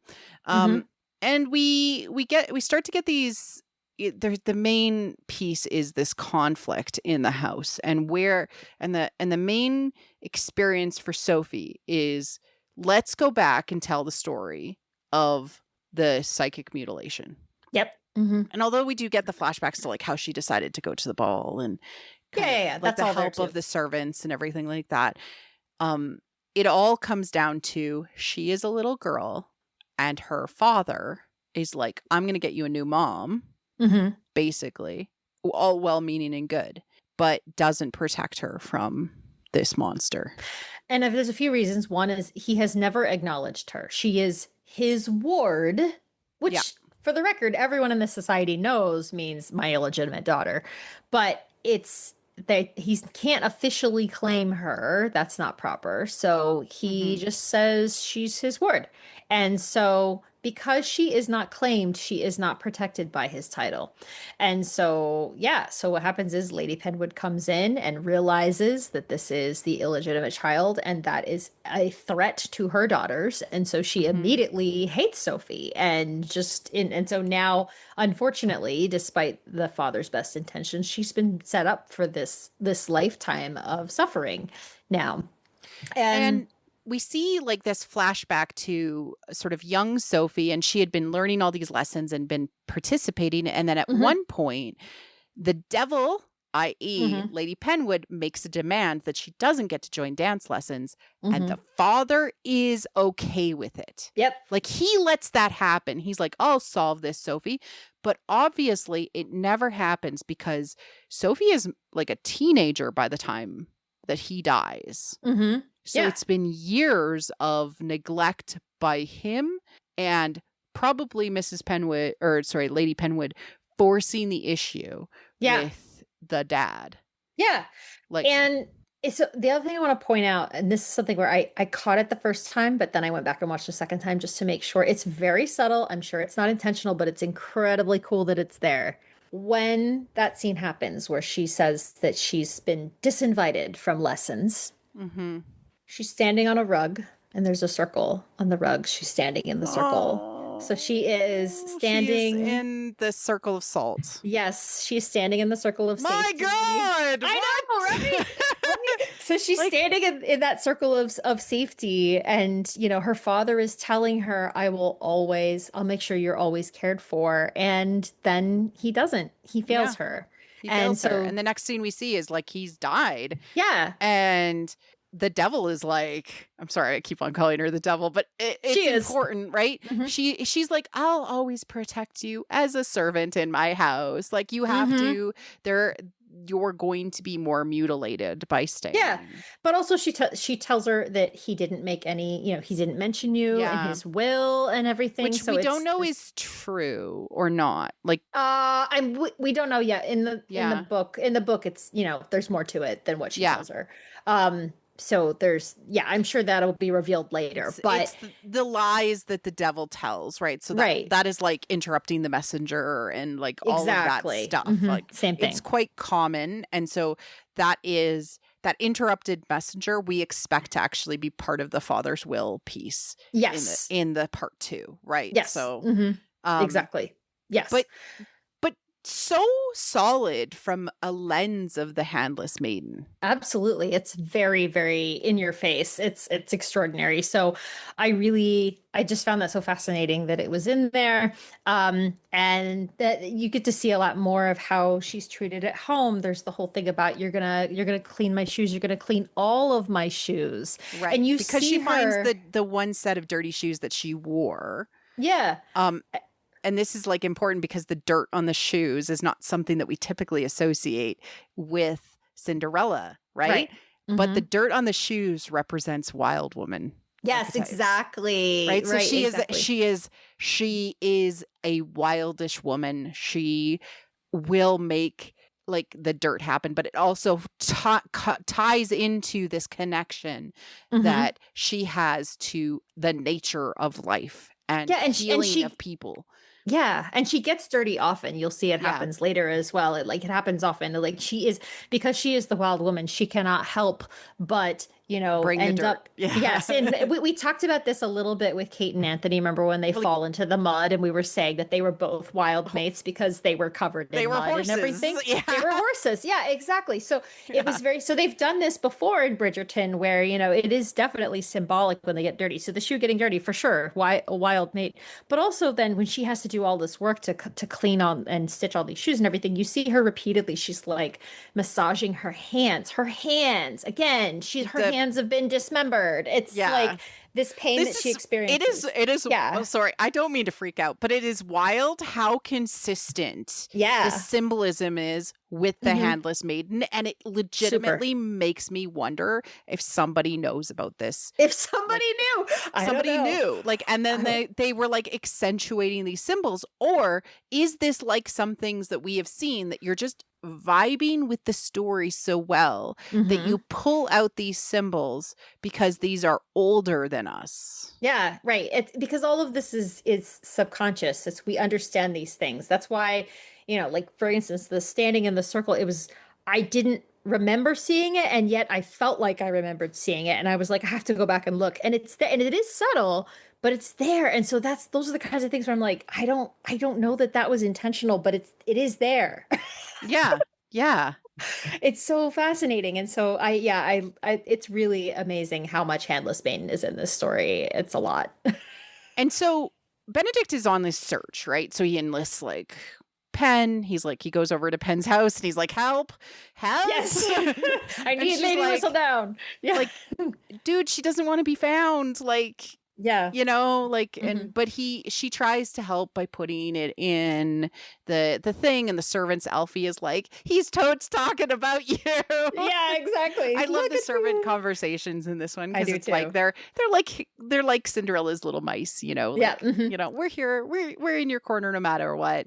But it comes down to, eventually he asks his mother for help, which he should have done in the first place. and she's like, this is a very interesting glove.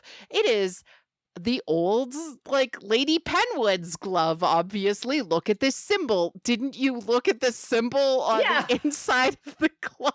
Dumbass, yeah. and at some points he's like holding the glove like a baby. Like, I know. He's like cradling it. I know. It's so funny. It's so funny. Yeah. And so he's like, the Penwoods? Say what? Yeah, and he's like, I've met them before, but maybe someone's staying with them. Yeah, exactly. And so he goes and visits, and he's like, okay, so it wasn't Rosamond, obviously. Maybe it was Posey, right? So he specifically goes and visits Posey. Who's so cute, by the way. She's so cute. And she's like, I had this dream, and it was crazy. And my hands were feet. My hands were feet. Oh, yeah. That was crazy. More hands. I was like freaking out as I was watching. I know. And he's so kind. And he's like, your dream is actually kind of interesting. Because he likes that wildish nature. Yes, he loves that. And we get this little peek of her looking through the doorway with Elfie, like whispering in her ear as like the good fairy kind of idea, right? He is sort of like the good fairy in this, like the fairy I love godmother. him. Very much, yes. And he's just like, go in there, be who you are. He'll Tell him love who you. you are. Yeah. Like, and she's just struck by how kind he is to Posey, because she loves Posey and who she is as herself. And this is the first sign that we know that, like, when all of the things are played out, he will love her. Absolutely. Right? Yes. And so we see that, and I love that scene so much. Like her looking I do too. Yeah. It's so beautiful. And then she says the line about how, well, he's not looking for me. He's looking for the lady in silver, and she is not real. And this is so important because one of the things that you always get in any sort of animal lover story, any sort of enchanted lover story, is it's always a question of identity. Who is the true self? Is it the enchanted self? Is it the animal self? Or is it, the human, right? And historically, this was gendered. Historically, you would get that the enchanted husband, his true self was the human. And so he always needed to shed his monster self in order to be human and to be loved. And then meanwhile, for the woman, it was often her beast self was her true self. And because of that, she could not be trusted because she was not truly human. She was only the other, the enchanted and the beastly one. And so that's how it's been throughout a lot of history. What I've really liked seeing in recent years has been been challenging this and interrogating this and getting a few different possibilities. One will be the idea that you don't have to shed your monstrous self. In fact, it is part of you and it should be accepted and loved just as any other part of you.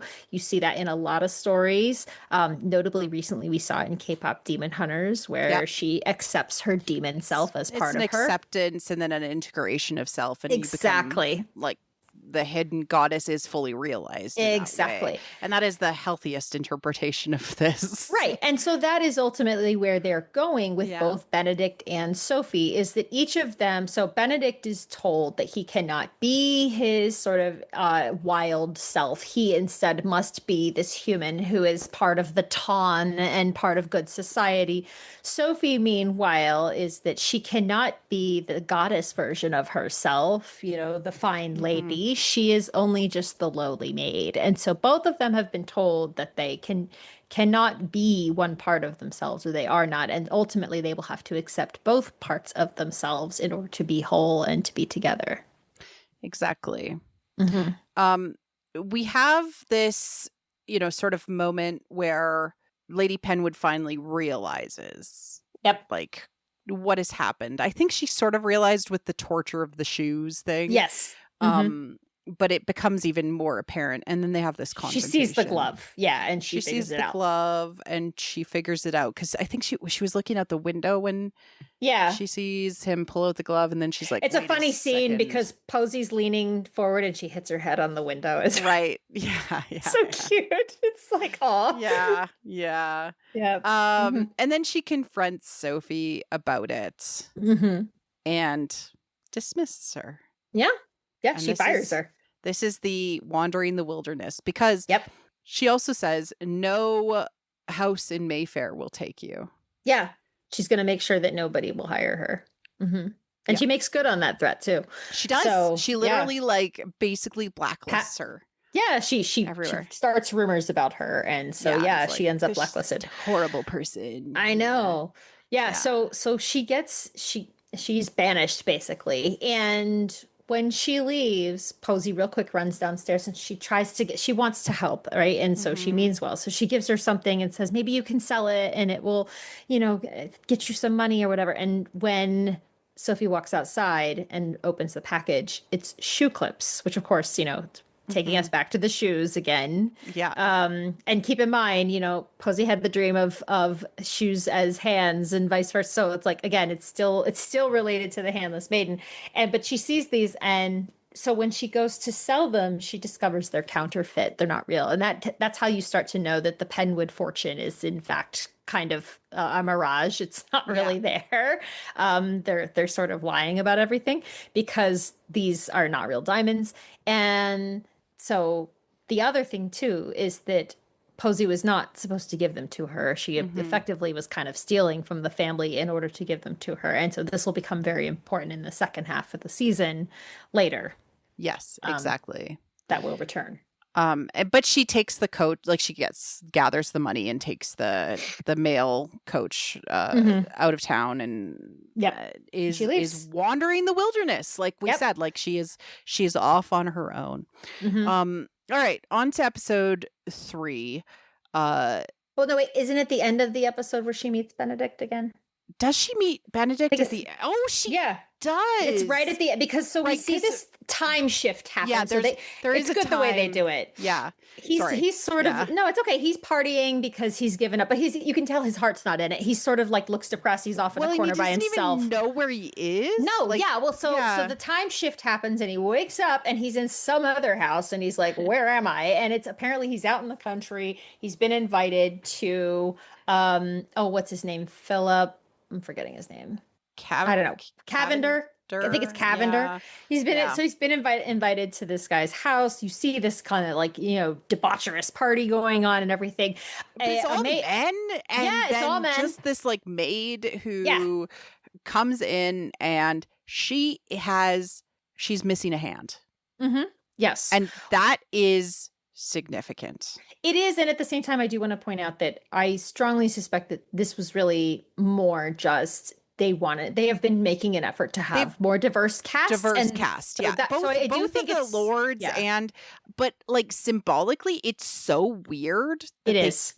like they could have chosen like any number of possibilities, but it is interesting that specifically she does not have one hand, and so she comes out and they, that you can see that they're sort of harassing her and everything, and so she goes. Benedict kind of witnesses this, and then he's off in a corner, and he talks to another gentleman about how he has.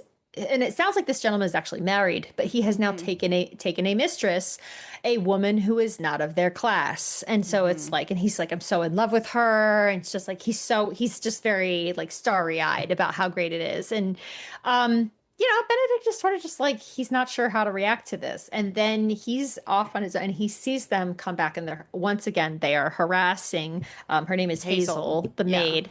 And before he can intervene, some other maid comes up and throws, wine or water in their face. She's like, go away, Hazel. Go in your room. Like, hide away. Like, and again, like, this is just her being her like intuition and brave self. So what do we hear? We hear Vasilisa the wise, Vasilisa the beautiful, Vasilisa the brave. Exactly. She's all those things. So and then Benedict, he intervenes, because then they've turned their attention to this other maid, Sophie. Yeah. And he ends up having to like fight and tell Cavender, hey, you will not treat a woman this way again. And I like that he says woman, not maid. It's really important that he's specifying that, like, don't treat any woman like this. Yeah. This is not cool, dude. Yeah. And exactly. He ends up like, there's the like smashed glass on the ground, and the rolls bottle in the glass. falls and he rolls on it, and it cuts him, and we know that happened, but we don't get to see the consequences of it until later. What I love about Benedict, this is something that like is so good, is that like he hides his pain from others to not be a bother, right? And it's literally like him hiding his psychic mutilation from others under this like guise of like just the happy-go-lucky like guy. And this is a genuine like, you have been stabbed by a piece of glass and you're bleeding out, dude. Yeah, you have a serious wound. This is not okay. And he's like, oh no, I'm fine. Yeah, exactly. Right? Like all of us like limping through the pain emotionally, but like we get a real version of that. Right, exactly. So Sophie gets fired again. He kind of chases her out going, well, wait a minute, where are you going to go? And she's like, I'm fine. He's like, no, you're not fine. It's the middle of the night in the middle of nowhere. You can't do this. And so he convinces her to come in his carriage. And that's when he takes her hand to help her into the carriage. And he senses something like, and so he goes, are you sure we haven't met? And she says, how can we, sir? I'm just a maid. Yeah. And that's the end of episode 2, is they've met again, but she has opted not to admit who she is when they meet again. So episode 3, the field next to the other road. Episode 3. So this is like, in some ways, not... it's like a bottle episode in some ways, or like a secret hideaway episode. Like they're stuck in their little cottage. I love how they refer to. She even calls it my cottage because that's the name on the thing. I know, that's what your cottage. It's called my cottage. So they show. Well, they're riding down the road, and she's like, "It's going to rain." Yeah, and he's like, "No, it's not. Heavy drops drop. No, it's not." Like he is in denial of the ways of nature, and she is familiar with the nature. She's very in tune, right? Yeah. And so they're riding down the road. It's raining like crazy. They arrive at the cottage. The crab trees are not there. She's like, okay, I'll get us in. Like functional women, man. Right. And again, intuition and everything. And she's like, very resourceful. She knows what to do. So she gets in and she teaches him how to make a fire, because that's not something he knows how to do. But again, she's very familiar with this. And again, it's not just that she works as a servant. It's also that she understands nature, and fire is nature. So she gets it. She's very in tune with it. And then once he takes her to the guest room, then she says again, do your injuries, can I look at it? He's like, no, it's fine. Fine. It's fine. Fine.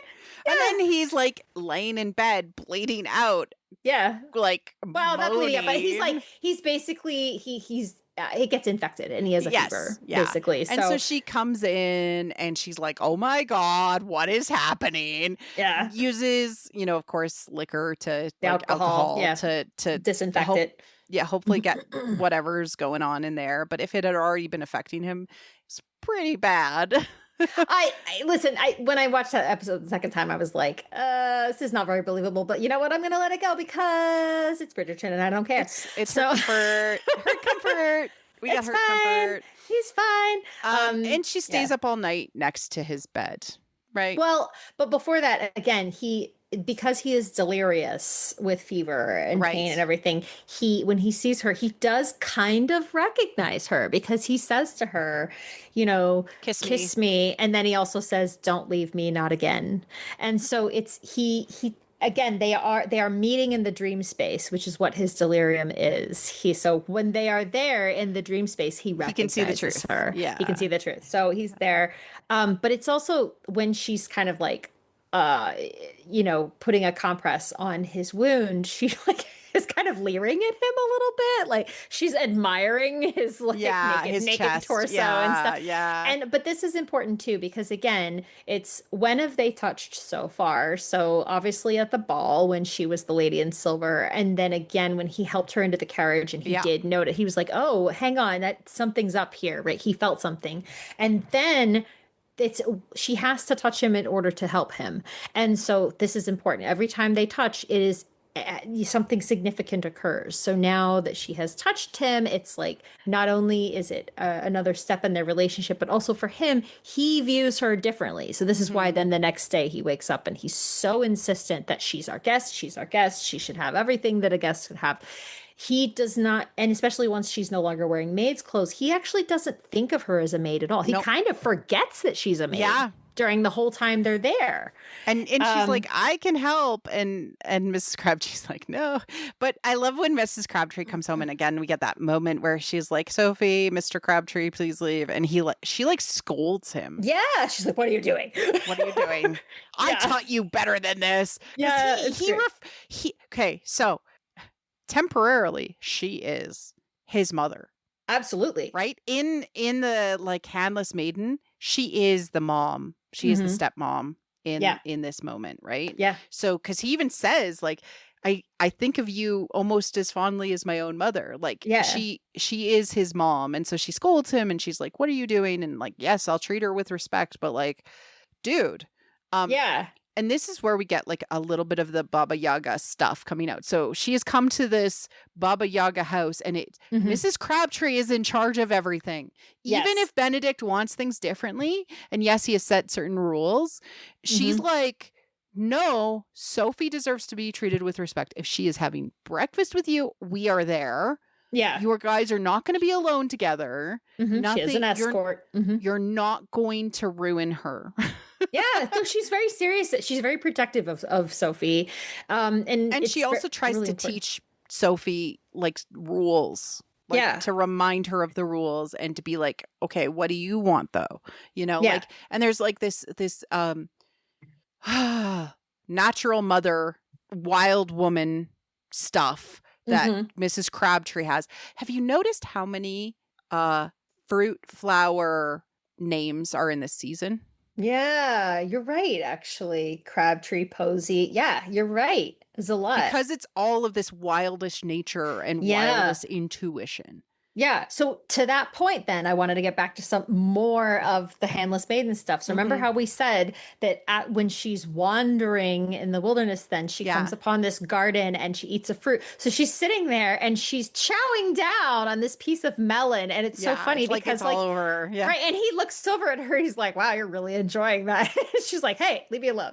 Right. And she's loving it. But it's also interesting because the way that the king discovers the maiden is that he has the gardener who oversees the garden who actually first sees her and calls the king and says, hey, there's this woman eating fruit in your garden or whatever. And so the fact that like his servants, the Crabtrees, are there observing her as she, Mhm. is here eating this fruit or everything. It's all there. Plus, then She she, wanders the garden. right, she wanders the garden. And so she's wandering around the garden and everything. She's, again, it's all there. And this She is my pulls other the favorite weed. thing. She pulls the weed. And I love this because this works in two different ways. So one, of course, is she gets herself all dirty again, Mhm. very wild woman. That's what she does. But the other thing too is the fact that she can't help but pull the weed, she has to do. So she looks at it and she tries to like not, but she can't help do it. That's Vasilisa, because Mhm. Vasilisa's whole thing is sorting what will live from what will not live. It's sorting life from death. And so what she sees is she sees the weed and she has to sort. She has to pull it so that the garden can live. Yeah. So it's all there. It's really What? cool. Why? I'm obsessed, Marie How? Claire. Yeah, it's so cool. Like honestly, it's great. I Yeah. love that we saw these things because then we can like dig in and it's so neat. Yeah. But it shows like both like Sophie needs purpose, right? She needs Hmm. to have, but she also is powerful in and of Yeah. herself, right? And she can make her own choices. Um Hmm. so they have like all of these things that happen and she refuses to wear more than one dress provided that it's like, oh, I wonder if there was a lady of the house that I shouldn't be Hmm. wearing these dresses. It's like, no, those are my sisters. They've outgrown them. It's fine. Like Yeah. I love that Hmm. too. But she refuses to wear more than one dress for like so many days. Yeah, because she doesn't want to get any other ones dirty. Again, she's not thinking of herself in the way that Benedict is thinking of Hmm. her. He's again, she's his guest. Has forgotten that she's a maid. She's just a lady. She's in his house, and he's just like, no, I want you to enjoy everything. I want you to enjoy the food. I want you to enjoy the leisure time. I want you to enjoy Hmm. the dresses. Like, please, like, make yourself at home. And so this is really important too, because another thing that happens, of course, in fairy tales is that the maiden goes to his home, right? This is true Hmm. in Beauty and the Beast. It's true in Cupid and Psyche. It's true in Bluebeard. It's true in all the stories where she goes and she lives in his home for a time. And that Hmm. is another way in which he sort of claims her as his bride. So she's living there as his guest, and it's very important. And then she discovers this his library, and Yes. this And contains his art. oh, it's so good. Oh, it's so Yes, good. And I he's so love it. embarrassed about his art. And she's But like, she loves it. no, I love it. Um, and oh, the talk about Yes. the lips and the chin and then the Hmm. touch and then like Yes. all of the little moments in this scene are Hmm. so good. And the fact that she speaks French better than Hmm. him. Yep. Yep. It's so good. Yeah. So she goes and takes a book, which is like French grammar. And he's like, that's French grammar. I don't even know if you can read. Yeah. And she starts speaking in French. And I didn't know enough, even though I learned French in grammar school, to know what they said. Yeah, So, I think she was probably just asking him about like his French experience, and he mhm. tries to respond, and it's very stilted. He's just clearly not as good as she is. Yeah. So then she's like giggling, and he's like, "Hey, well, my It's all pronunciation in is the great." lips. So keep Yes, your and chin so she says, tighter. "Focus on the lips," and Yeah. he's focusing. And then she touches his face. Yes, yes. Oh, Mm-hmm. Oh they're no. so cute. They are so cute. But it's important because we want to get back to the whole point about the thing with his art. We've said that his art shows his heart. It is his true self. But he has just resisted it for so long, and he's denied it. He thinks it's no good. He talks about how all of his work is unfinished, and that's important too. The fact that he doesn't really complete Hmm. things is also a very Benedict thing. And so the idea of follow through, of like, you're going to go after what you want, you're going to finish it. That's really important because he doesn't really. And so her saying like, oh no, I see what you were trying to do here. That is really important in terms of sort of validating that is a And worthy also like part of himself. comparing him to Leonardo da Michelangelo. Vinci. Michelangelo. I thought it was Leonardo da Vinci. Oh, Michelangelo. Michelangelo. Okay. Hmm. So Yep. like comparing him to say like he even burned all of his stuff. Yeah. Yeah. Like, yeah, It's so great. good. It's just amazing. It's a really important scene. And so that happens, and then we get into her daily walk. Yeah. And I do yes. want to point out, like, they do flashback to London and these Oh like yeah. ridiculous maid wars that are Oh yeah, happening. yeah, And that's so right. this is a key moment for us to realize that Sophie is supernatural. Yes. She She could do the work of 4 maids. 8. It says 8. 8 in the end. Like 8 people? Yeah. What? Yeah. No, that's not normal. Yeah. Yeah.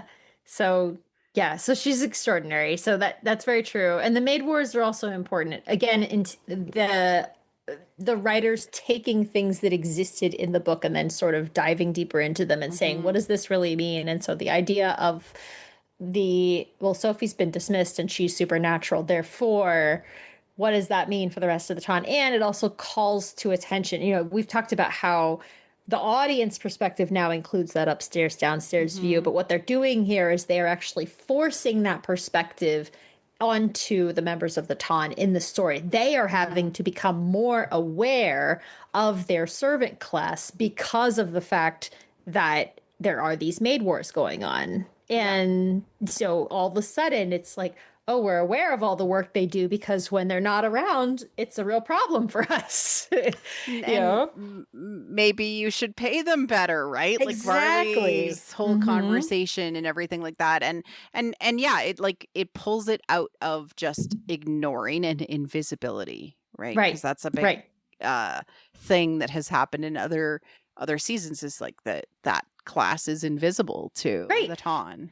And it will make eventually, hit Benedict trying to make a decision about what to do about his feelings for someone not in his class. It will make it very relevant to the entire Ton because they're all being confronted with the realities of this class structure at the same time, just in different ways. So that's all very interesting. But yeah, so then back. One sec, sorry. I Yeah, do that's okay. think that Benedict's wildish nature will be entirely come out by the end of the season as him fully committing to do his artwork. I think that's I agree. how they're going to play it out. Like, they're not I going to say agree. like his debauchery was his wildish nature all No. along. No, it's his creative spirit and his I artwork. agree. I think that's the way that they're going to resolve everything. Mhm. Just putting my chips down on Benedict being an artist for permanently. I'm with you. I think he needs to be like a professional artist and like really relish doing it. So I totally Yeah. agree with that. But yeah, so she goes out for her like daily walk. Yeah. And He's having a swim. And he's having a swim in shallow, warm water. In shallow, warm water. Yeah. Yes. Buck ass naked. Buck ass naked, because of course. Speaking of which, I just want to say the choice of framing for several scenes, several shots in this But season, first, like very close up, but first, like I was like, okay, that's a lot of butt. There's a lot of butt in this show. A lot of butt. So anyway, but like, yeah, so she's walking. I do want to say, what did she pick up? Was that a truffle or something? What was it? Yeah, it was a truffle. Yeah. Okay. Back to the ever after thing. She's gathering truffles right before she goes and decides to take a swim in the lake, which is where Henry discovers her the second time. Yeah. What? Yeah. Come on.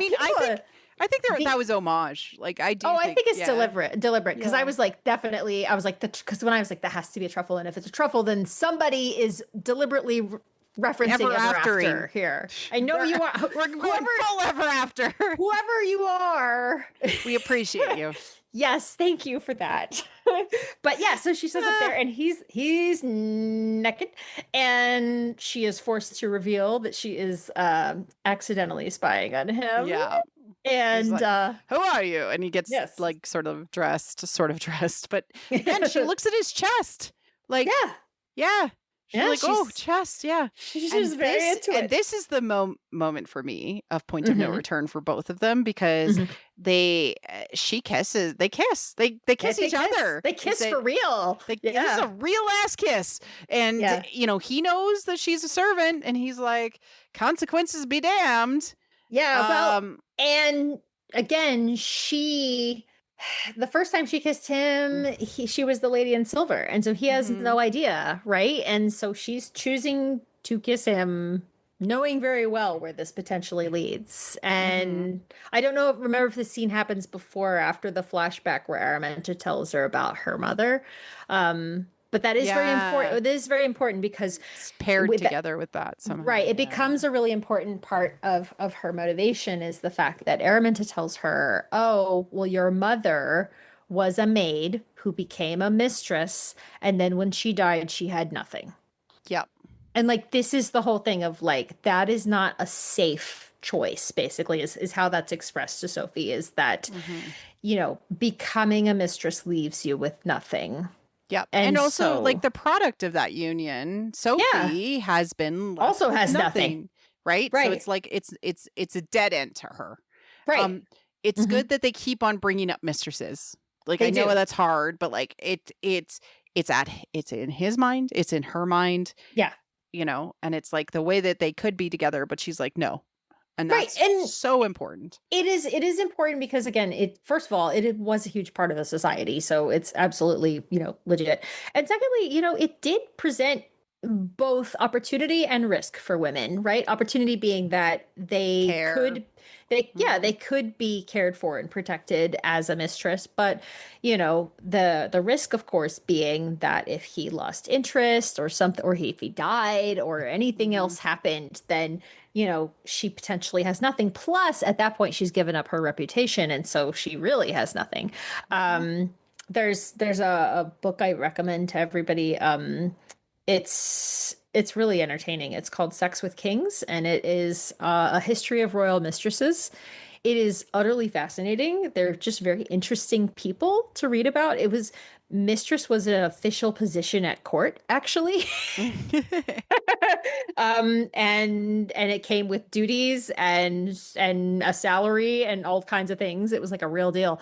And so I definitely recommend that book. It's very interesting. But yeah, so they really get into it this season and kind of confront it. And again, it's because Benedict wants a partner. He wants someone with whom to have a deep and lasting relationship, but he doesn't believe he can have that within the Ton, the structure of society. And so the only person he could have it with is someone outside of society, not in his class, which means the only real available option to him for a lasting relationship is a mistress. Yeah. And Sophie's like, whoa, nope. Yeah. Yeah. Well, she realizes, that kiss was probably a mistake. And so they're bailing for it. And then they're that's when I think that Ms. Crabtree has the conversation with him about how she really cannot say no to you. You know, it's irresponsible of you to treat her this way because she, you know, there's a power imbalance, and she calls it out to him explicitly. And so then he says, well, I found you a position, and they head back, and that's the end of episode 3 as they head back to London. Yep. And he recommits to finding the Lady in Silver, which is his pathway to what he thinks he needs. Episode 4, An Offer from a Gentleman, which is the name of the book. Yes. So this is a critical turning point in the story.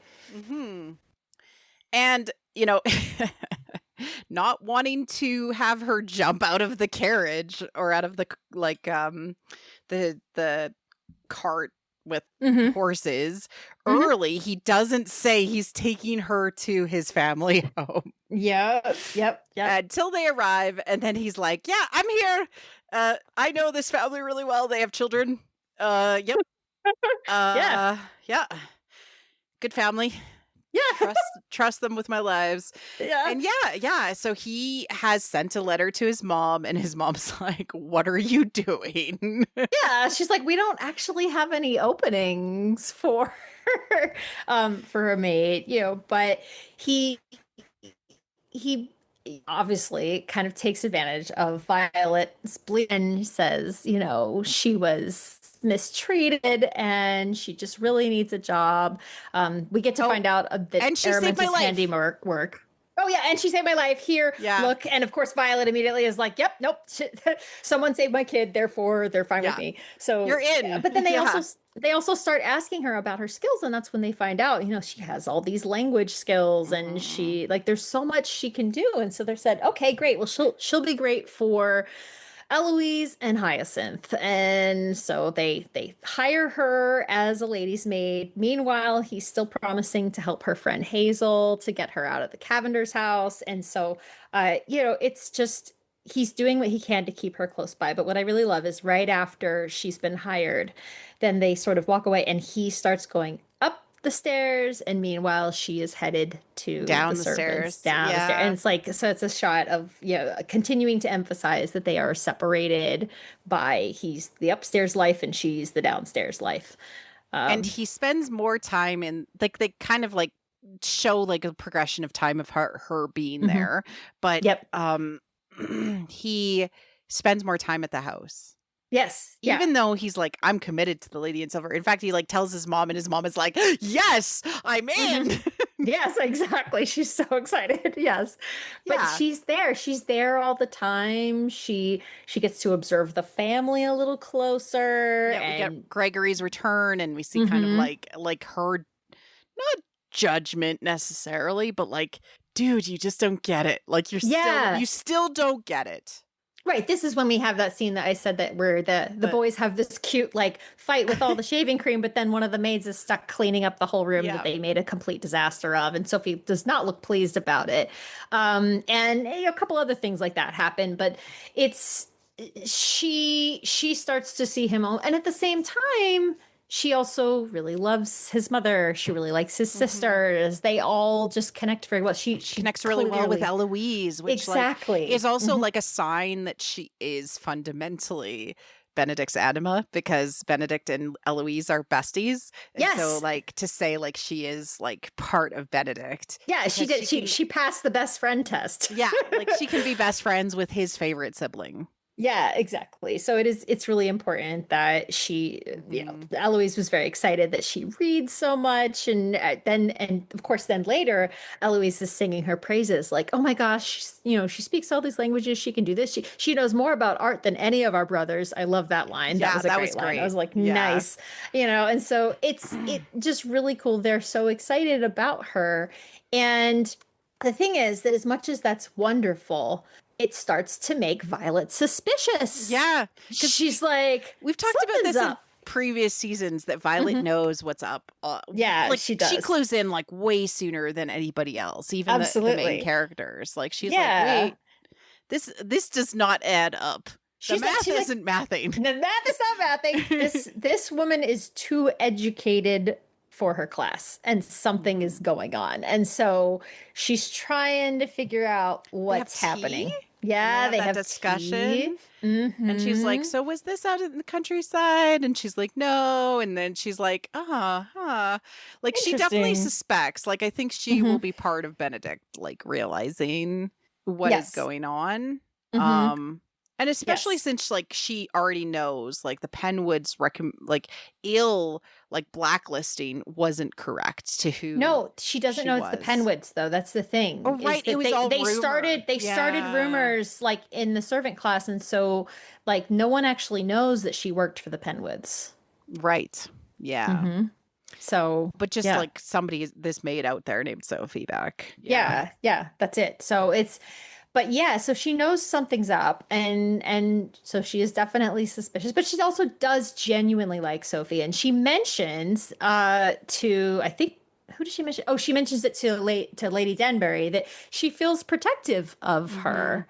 And she says, I feel like she's running from something. And so this is really Yeah. important, because this is now getting back into in the Handless Maiden when the king leaves, that his mother is there caring for his wife and child. And so Mm-hmm. this is that part of the story, especially given that even though, again, he's showing up there a little too frequently, he's also not there as much in terms of he can't be, and or he's trying to find the lady in Yep. silver.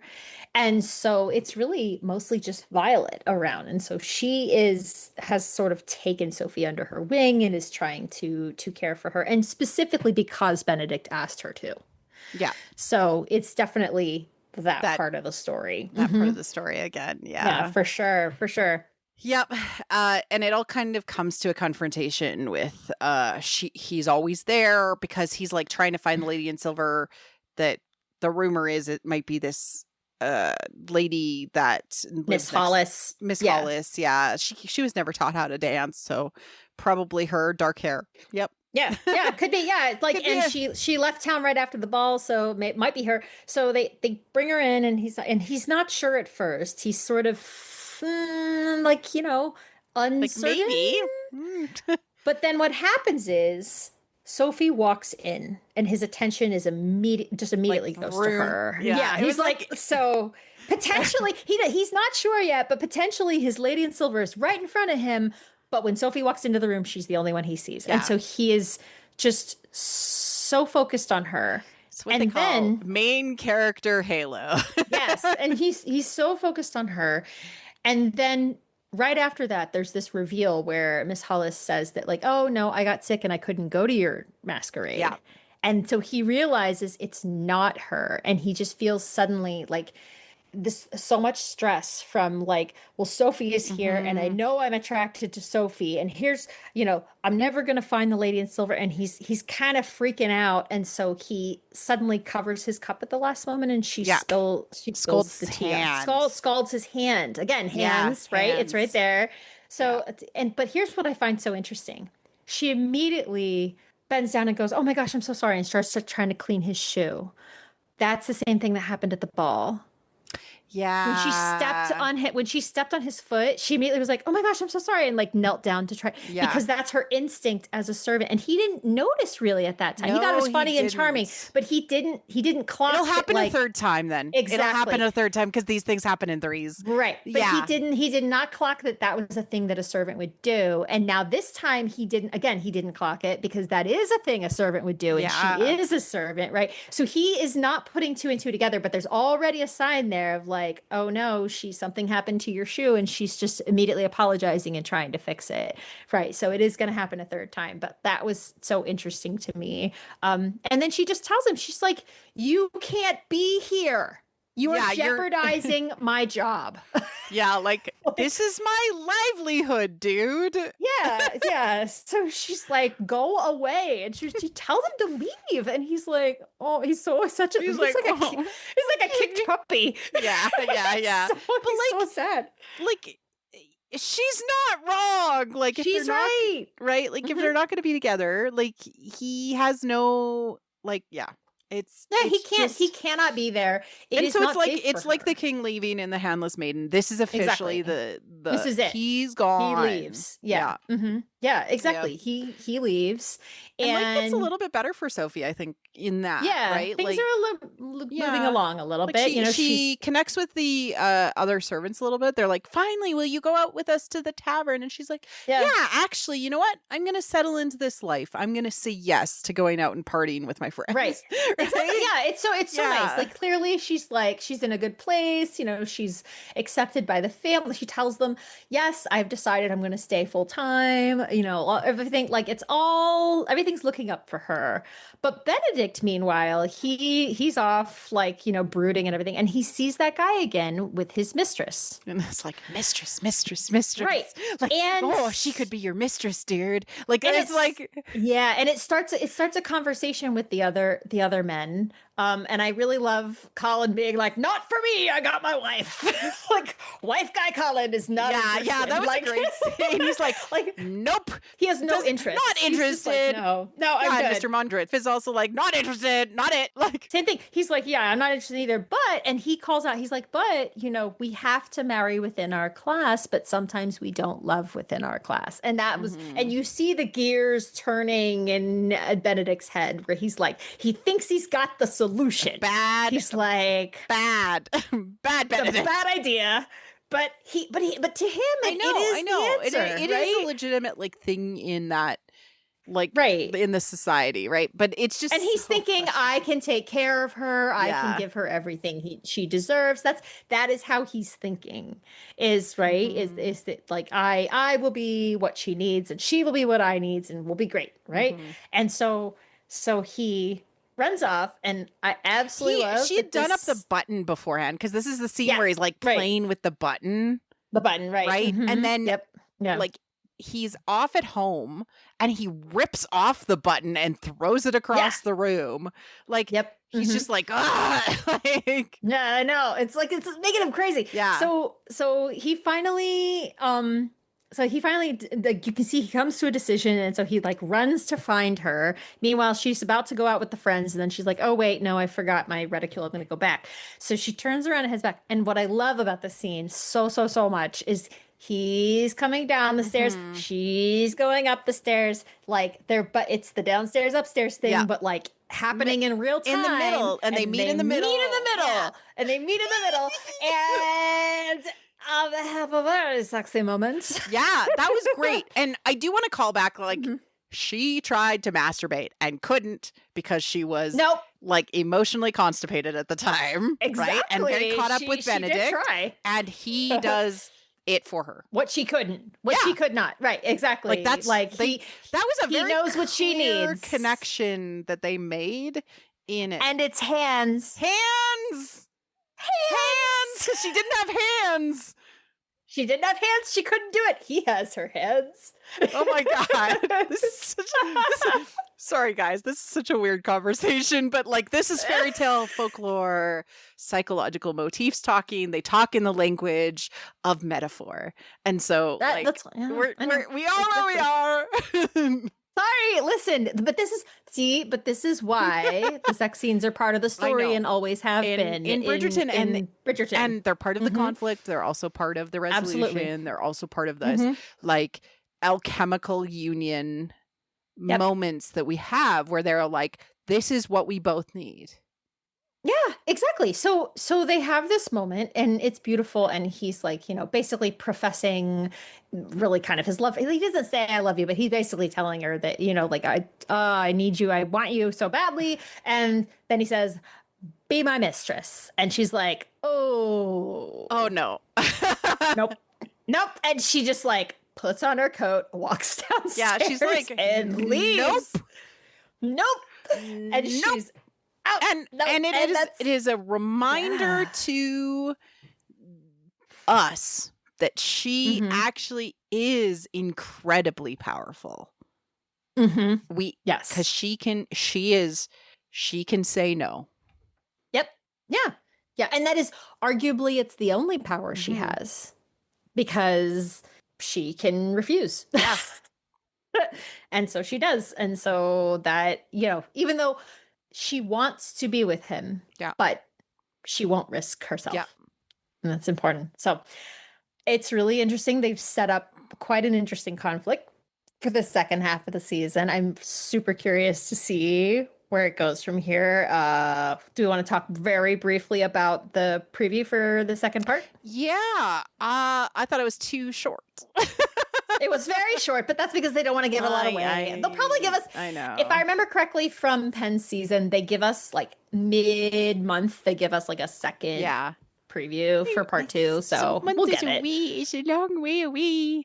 Oh, It's so far away. But like they mainly show us like basically him like trying to convince her to have him like become his mistress. Yeah. Like that's the summary of It's that, but it's also again, it is. Oh, we didn't say what the other thing that happened at the end. Penwoods. We see that we see that the Penwoods move in next door. And they were the people that were moving in next door before, so it brings the conflict. And to the they poached Varley, which shows like the changing in the social orders and all of that stuff. Yeah. Definitely. She always wanted to live on the same street as the Bridgertons, and now they're next door, and like, but it brings the conflict closer to home because that's where that is the place that she is being sheltered. And basically it's like the devil moving in next door, right? We talked about how exactly. Lady Penwood represents the devil in this. Okay. Yeah. I only watched it once, so I don't remember a ton of what happened other than he's like, be my mistress, come on, be my mistress. And she's like, no. A lot of it is Violet figuring things out. Oh, okay. A lot of it is Violet going, she's hiding something, something's up. Like that's a big part of the trailer. So, very clearly Violet is going to be trying to figure out what's going on. There's also at least one scene where like everything is in darkness and she's telling him that whatever decision you make is going to impact all of us. And so this is where, again, I part of sort of the get out of jail free card that exists for Benedict in this is that ultimately she is the daughter of a Yeah. nobleman. And so it sort of allows him to marry her. But what's going to be critical, I think, in this story, similar to how they've, given her more agency and things like being the one to choose to kiss Yes. him and having that open conversation about the power imbalance and everything else. They've done these things purposefully. So I think what we may see is something where Benedict has to prove that he would choose her as his wife, Regardless. even if Yeah. even if she was not nobility. Yeah. I think that's what will have to happen because otherwise it'll just be like, oh, well, the only reason you were okay with me marrying you instead of being your mistress is because I happened to, I turned out to be nobility. So he will need to make that decision before that is revealed. Yeah. Yeah. And I think that's the key. What's really interesting is that it will play with foils of Anthony's season, and because Anthony is returning, like the lead up to Anthony's season, Daphne's season, right? Like there was all that stuff with his mistress, and like how he was like, we can go live in Europe, and like all of these things. Yeah. Like I do think that Benedict will have to make that decision that Anthony couldn't. Yep. Yeah. And with Anthony there, I kind of hope that Anthony encourages him. Like, I hope that there's some sort of insight that Anthony can offer, because we haven't seen Anthony in like a season and a half. So, I think it would be really cool to see. And they together. mentioned him, in the scene where all the men are talking about mistresses. They like Benedict turns to Colin and is like, that Anthony had a mistress, and he's like, Colin's surprised. Yeah, he's he like, actually what? had no idea. Yeah. So like, so calling you baby. Benedict yeah, it's so baby, but like it's so funny because Benedict, you can tell he's really mulling it over. Yeah. Like he's really thinking, well, my older brother had a mistress, and da-da-da. Like he's kind of like thinking through it and everything. So it's definitely, there's room for that to be really interesting. Plus, Anthony has always just put so much pressure on Benedict and everything. And with his return, again, it like will alleviate that pressure for him to like figure stuff out too. Right. But it's also interesting because Anthony holds himself as the standard and then expects all of his brothers to live up to his standard. Gregory's going to Eton. Like these, right, exactly. You're a Bridgerton man. Like, come on. Yes, right. And so I think that, being able to accept Benedict as a very different person who's not into the running of the estate and the whole, like all of that stuff. Like that's not his thing. And being able to encourage him and be like, no, that's good. You should be who you are. Yeah. Like you wanted to do art. What happened to that? I got you into that school. Yeah. Like I hope that there's like a really like unpacking of the stuff that Benedict has been hiding from. I think that would be really great. I think that'd be really very great. healing. And you know what? That's yes, and that's a good segue into talking about the rest of the cast. Yeah, let's there's do a lot of interesting things going on. I have loved the Queen and Lady Danbury story. Oh my gosh. This is why you have to watch Queen Charlotte if you're going to watch Bridgerton. You really can't. And there were actually in-jokes this season. They referenced stuff. And it's like you wouldn't catch it unless you had seen Queen Charlotte. And I love stuff them. like that. Like like great. Who hasn't been in a situation like that? Like my kiddo going away to university and like going off and like their friends are being like, you will be dead to us. Like we won't see you. Like and like the change of the relationship and like, oh, even just like friends getting married or friends having kids, like these transformations of friendships that happen. And like, it is such an important thing that I haven't seen with like older actresses on the screen with older characters. And I really, really loved it. Yeah. I thought it was so well done. It's like, it really emphasized the importance of friendship. It emphasizes how, again, the queen, we know that she loves the king, Mm-hmm. but she also is in this horrible extended period of mourning for Mm-hmm. him as he declines.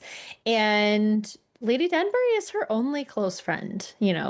And Yeah. so it's just, she is terrified of what her life is like. And here's the other thing I want to mention too. When the king dies, she loses her position.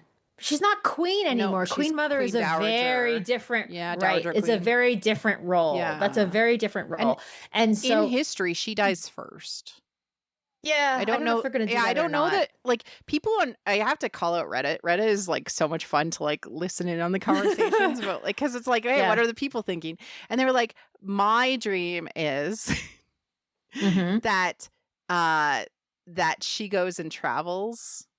The king hmm dies, and she goes and travels with Lady Danbury, and they go to her homeland. That would be cool. Yeah, and I was like, That would be I don't remember cool. who wrote it, but shout out to you. Like that would be a That's a wonderful great idea. like, hey, we hmm want to pull this out a little bit. I still think we need the queen as like a character in the I story, agree. but like the off season or whatever, like I love that. Like I love that Yeah. exploration of like friendship. Like instead of separating, they could be together. Like I don't know. I love it. I like it too. I think that's a great idea. But it is beautiful. I really, it was, and it's funny too because the queen is petty. That's how she Yeah. is. She's very petty, but underneath that is something deeper. Yeah. And so And she I like. apologized.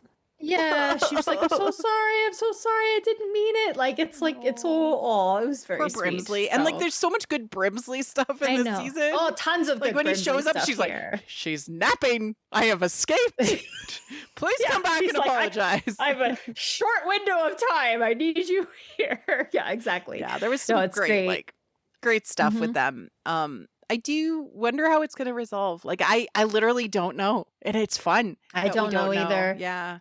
I mean, I know where they're headed toward is I'm assuming the goal is to let that actress off the show as part of the main cast. Like Lady she'll probably make Dansbury? cameo. Yeah. Yeah, I think she'll probably make cameos, but I'm assuming that's where we're going with this, especially now that she's like also trying to find a replacement lady in waiting. Yeah, Like the idea is that to a great extent, Mrs. Mondrich will become the new Lady Danbury in many ways. And I know that they reference that specifically by saying, "Oh, well, you're not going to fill my shoes. Get your own shoes," and everything. Yeah.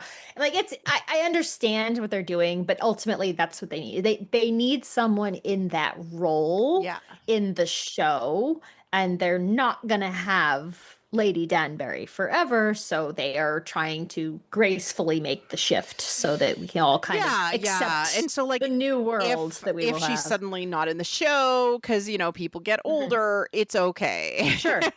Right, exactly. They're It basically will trying take to them prepare years for to finish that. the show.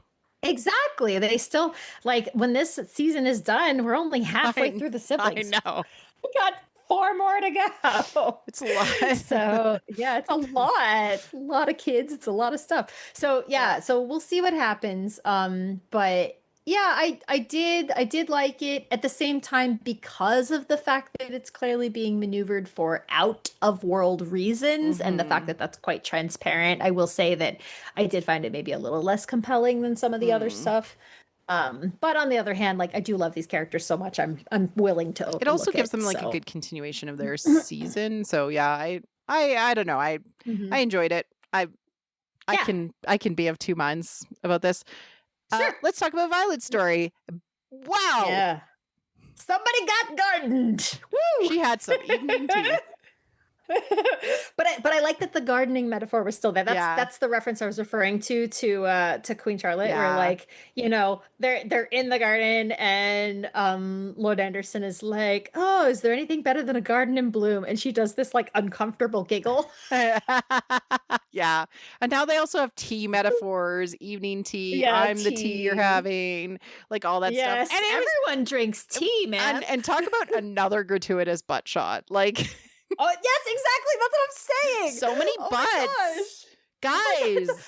I mean, all the men's butts, which I'm here for, but at the same time, I'm like, man, this is Like a lot of butt. butts. Yeah, it's good. Yeah. But shout out to Mrs. Wilson, who we will get to in a second, who is the real MVP. Yes, I love her, and she didn't even blink, man. It was fantastic. I love it. Yeah, no embarrassment, and shout out to Violet for actually like being okay. Like you figured this out. Good job, my lady. Good job. You know what? She was, and it was so great because, like, I mean, I hate to say it, but like the whole, she's got 2 goals in this first half of the season. First goal is get Benedict married. Yeah. Second goal is get laid. Yeah. And she's like laser focused, and she's even ignoring Eloise a little bit. Like, I know. It's so funny. Don't care. Fine. You be on the shelf. I'm sure you're going to enjoy that. I can't wait to talk about Eloise, by the way. Oh, yeah. That'll be fun. As I would say, our first example of a mature erotic love story. I thought it was so well done. Yeah. I was really, really pleased. That she looked at herself naked in the mirror and was like, actually, it's that fine. Was great. Yeah, she's like, it's fine. It's good. Like, I thought the way that they, had her talking about it and how, she had only ever been with her husband and she wasn't sure if it would be different and she was so nervous. And then, of course, after they do the deed and she kind of like laughs and he's like, what? And she said, I'm just happy. Yeah. Like, that is such a great, I love that. I love the idea of like, she took a risk. She was scared. She wasn't sure. Yeah. But it's possible for her to experience pleasure at her age. And I thought that was awesome. So again, Bridgerton just always doing the most when it comes to making sure that it's clear all types and solid, of feminine pleasure. Yeah, and representation of experience. Yes. Especially. Yes. Yeah. Yes. So good. I was really happy with it. Anthony and Kate, Viscount and Viscountess not appearing in this part. That's all I have to say. They are referenced. Supposedly they're coming back. Supposedly they're coming back for the second. They're referenced, the second half. But like, I feel their absence. I do too. Yeah, I do too. And that it's. Yeah. I don't know how they're going to resolve that with like the characters in the future, but it is a commentary. Again, on Reddit. Sorry, this is where I like to read like what are the people feeling? That people are feeling a sense of character grief. Yeah. Right? Because they know that it is a show and they just don't have the long-term commitment from maybe everybody or like, like it's too many stories or like just, things like that. They have to figure that out. They have to figure out a way to make that okay for the viewer because the thing about fiction is that this is like listening to people you care about, stories about their lives. Yeah. Yes. Yeah. That's how we relate to them. Mm-hmm. And so like, absolutely. Like this is just one part of it. People are worried about Colin and Penn. People are I think we got enough of them. We got a lot of Penn this season, not a lot of Colin. Yeah. Colin is just wife guy. Yeah, no, he is. He is. And... it's very funny. Okay. Let's talk about Colin and Penn. I liked this stuff about Penn, and I hope we get a little bit more like her, like the restrictions and the things that she is feeling. And well, she's struggling because suddenly it seems like whereas Lady Lucidon used to always just belong to her and it was whatever she wanted it to be, now it kind of answers to the queen, and so she's not sure how she feels about that because she has to feed the queen gossip. And so she doesn't really like having an audience of one. She also, doesn't get to write about the things she wants to. And people can literally look her in the face and say, what the hell did you do?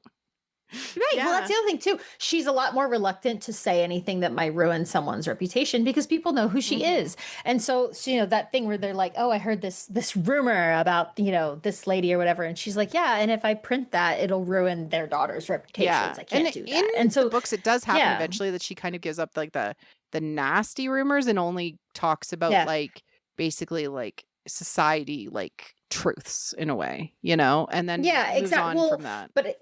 And that's probably what she's moving toward because, again, her interest in the Maid Wars and the way that she wrote about them, it's very obvious. She's starting to, again, get back to talking justice issues, Mm-hmm. basically, which is sort of her thing. Queen is not interested in that. She said that. She's like, why is she writing about maids? I'm not interested in maids. Yeah. And so she has to ultimately figure out how she is going to continue writing for herself and not for the Queen. Yeah. So it's definitely her big challenge this season. And yeah, I agree. I find it very interesting. Did you I know we talked about this in our like lead up at the end of season 3. I was like, I wonder if they're still going to use Julie Andrews. And yeah, and they did, and I love it. It works. It works for me too because I'm like, let's have her around as long as we can. I appreciate if this is easy for her to do, I am all for it. Let's have her around as long as possible. Daphne mention only. Good on you, Violet, for being like, I did Daphne a disservice. Yeah, you did. Yeah, I did appreciate that because clearly she took the feedback to heart. Yeah. Now she still struggles. She still couldn't really talk She's the seriously. one who talked about pinnacles? Was she the one? Yeah, well, okay. Was it somebody else? So that's getting into that's it. Yeah. That's it. But that's getting into Francesca's No, I know. story. I just was trying to figure out like who talked about pinnacles first. It was so Violet. So Francesca goes to her mother first, right. And Violet tries, but really can't stop using euphemisms, which just really frustrates. Yeah, no, Francesca. I know. I just we'll talk about it in a second, but I was like trying to remember who was the one who said it. Okay, Eloise. You know what's happening with her because at the ball she is Joan of Arc. She's in armor. Yeah. And she is armored up. Yes. Oh, did you want to talk about anybody? Did you want to talk about Penn and Colin's costumes and Violet's costumes? I think that Penn and Colin look cool because they were pirates. And they were both pirates, which is like the couple's costume idea. Yes. And Violet, of course, was Titania.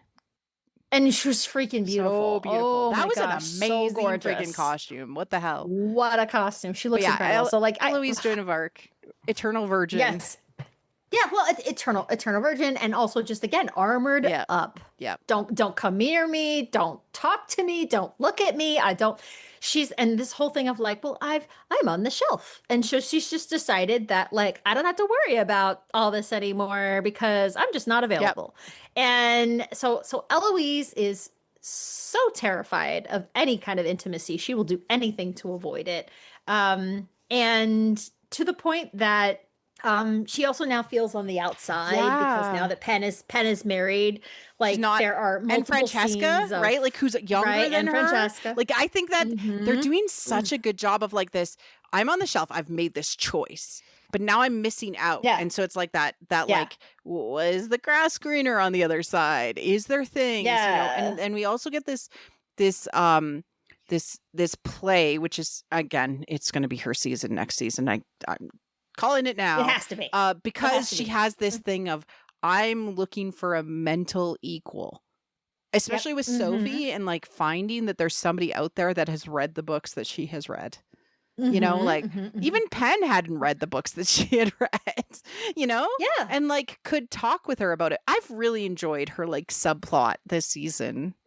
I like it a lot. I also think it's fascinating the way that, once she's decided she's on the shelf, she's not even worried anymore about being pursued or anything. And then Violet's like, and she's like, look, no one is even looking at me. And Violet says, well, that's because you have a reputation of being unapproachable. And she's like, what? No, I don't. And she's like, fine, smile at those guys. And she does. And all of a sudden they're all looking at her and she panics because she's like, no, I don't actually want this attention. Yeah. No, that was so good. And it's like, it's so good. It's like, so and then the other thing too is that she's quite mean and dismissive to Hyacinth. And Hyacinth, to her credit, calls her on it by the end of episode 4. She's like, wow, I just don't think you care about anyone but yourself. And it's like, she's right. Yeah. She's right. She just like, and this is the thing, Eloise has always believed she's the smartest person in the room. That's how she's been from day one.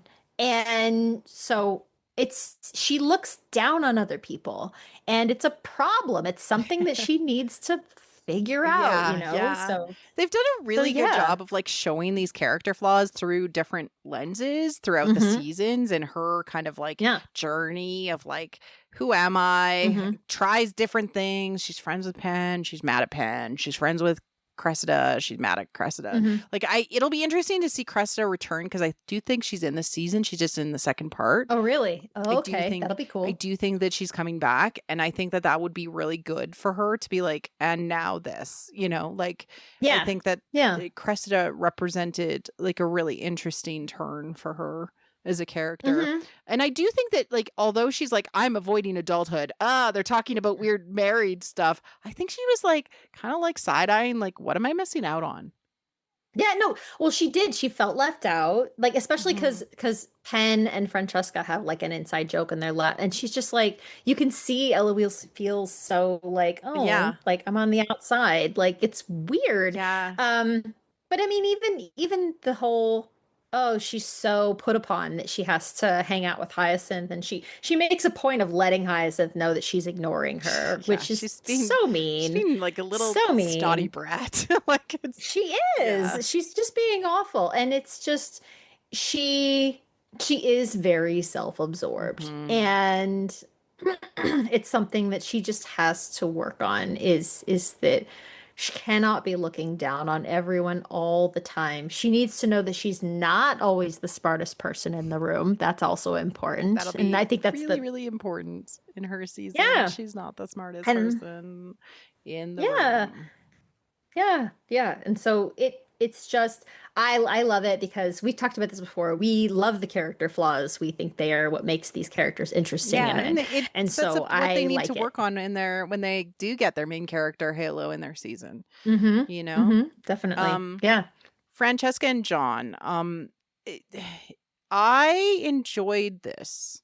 Um I liked it. I really did. I think some people are confused about like why is she back, but I'm like it's a way to keep her in the show and to see her character development. If she was in Scotland the whole time, like uh I think that we would feel a disconnect with the characters. We need to see the I struggles over totally agree. time, you know? Also, like, what an interesting story. Have you ever seen them tackle anything like It this? is I've never so seen anything like this good. before. Yeah. It's so, and this is something that I love because of the fact that, like, yes, this show focuses on feminine pleasure, and in many cases, it is a fantasy version of sex that probably doesn't happen for most people, Mhm. like in real life, right?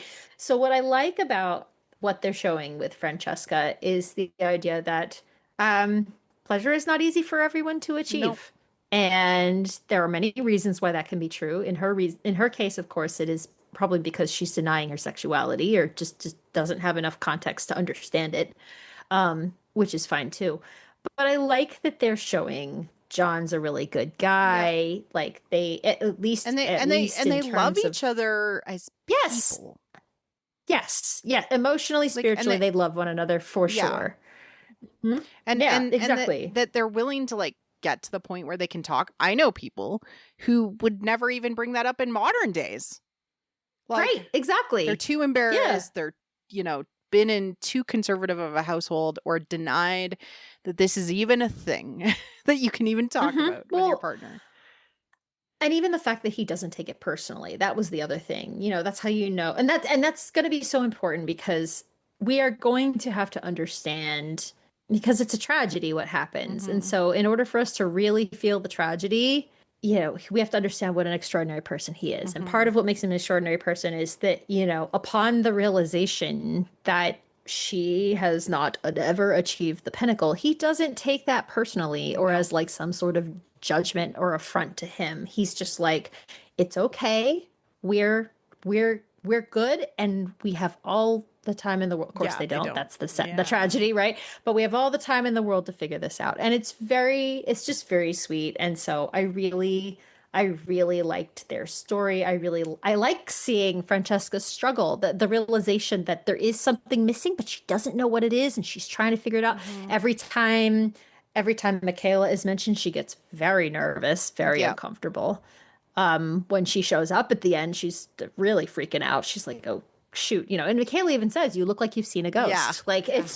she knows something's up, but she doesn't understand Yeah. it yet. I think that what we'll yeah. probably get is more fantasy stuff in future Mhm. seasons before that season with regards to Michaela. I think that we will get more of that, or denial. I mean, there is like the infertility subplot that we do know is like in her season. Right. So we'll see how it plays out. I am happy with this. It is tackling a very, very hard issue in a gentle way.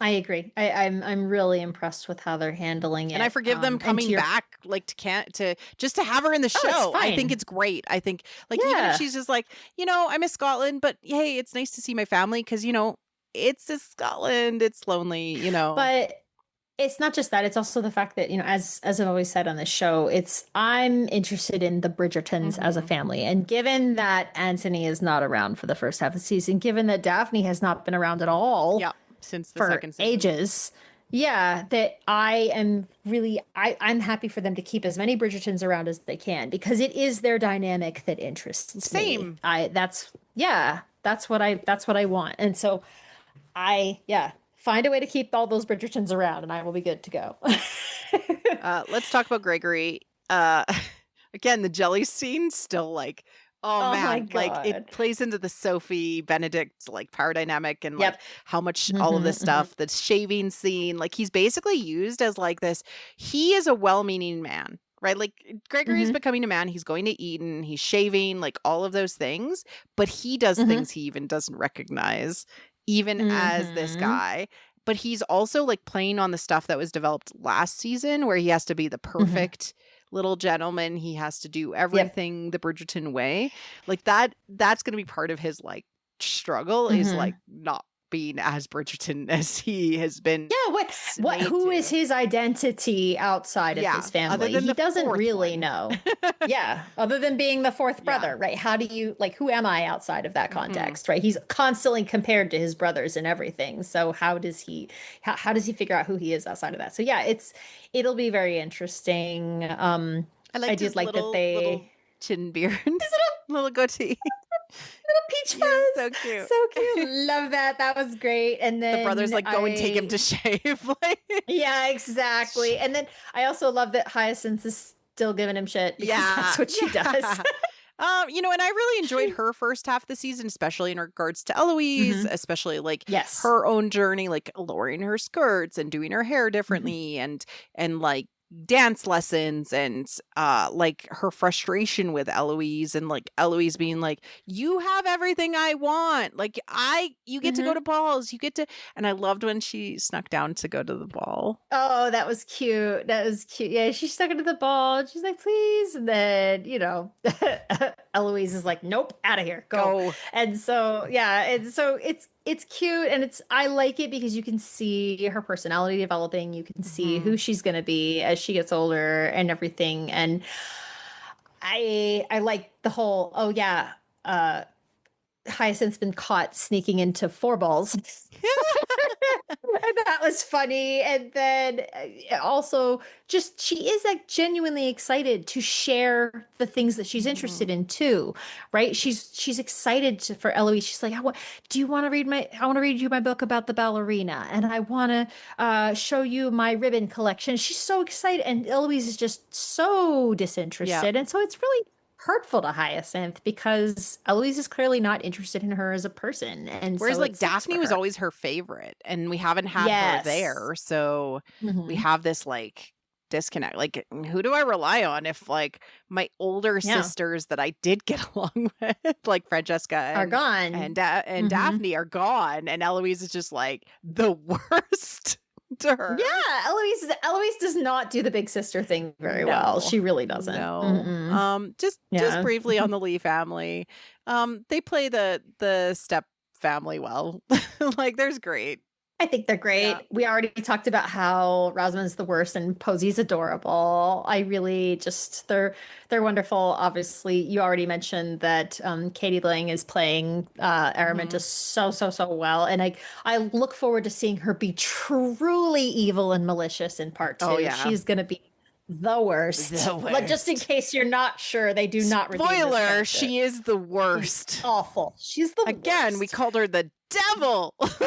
She's the devil. I know, Like, in the- exactly. So Like, she represents that character in the Handless Maiden. Yes. And yes, she is very bad. And, you know, I am often a fan of when they do redeem devil-like characters with love, Sure. but I don't think that's going to happen. I think that she's going to get her comeuppance, which in Vasilisa the Wise is represented by this burning skull, burning them to death. Yeah. In Ever After, the stepmother and the mean stepdaughter become servants. they become servants. They become laundry women. Yeah. Mhm. Yeah. So yeah, it's interesting. Brief downstairs shout outs. Yes. John. Yeah. Oh my gosh. Okay, so to be clear, Footman John, I've loved him since season 1. He was really fun in season 2 when he would take Eloise to meet Theo, and he was really not comfortable with it. He was like, "Please don't make me do this." And so he's always been a wonderful background character, but they have pulled him into the foreground more this season, and I love it. He's wonderful.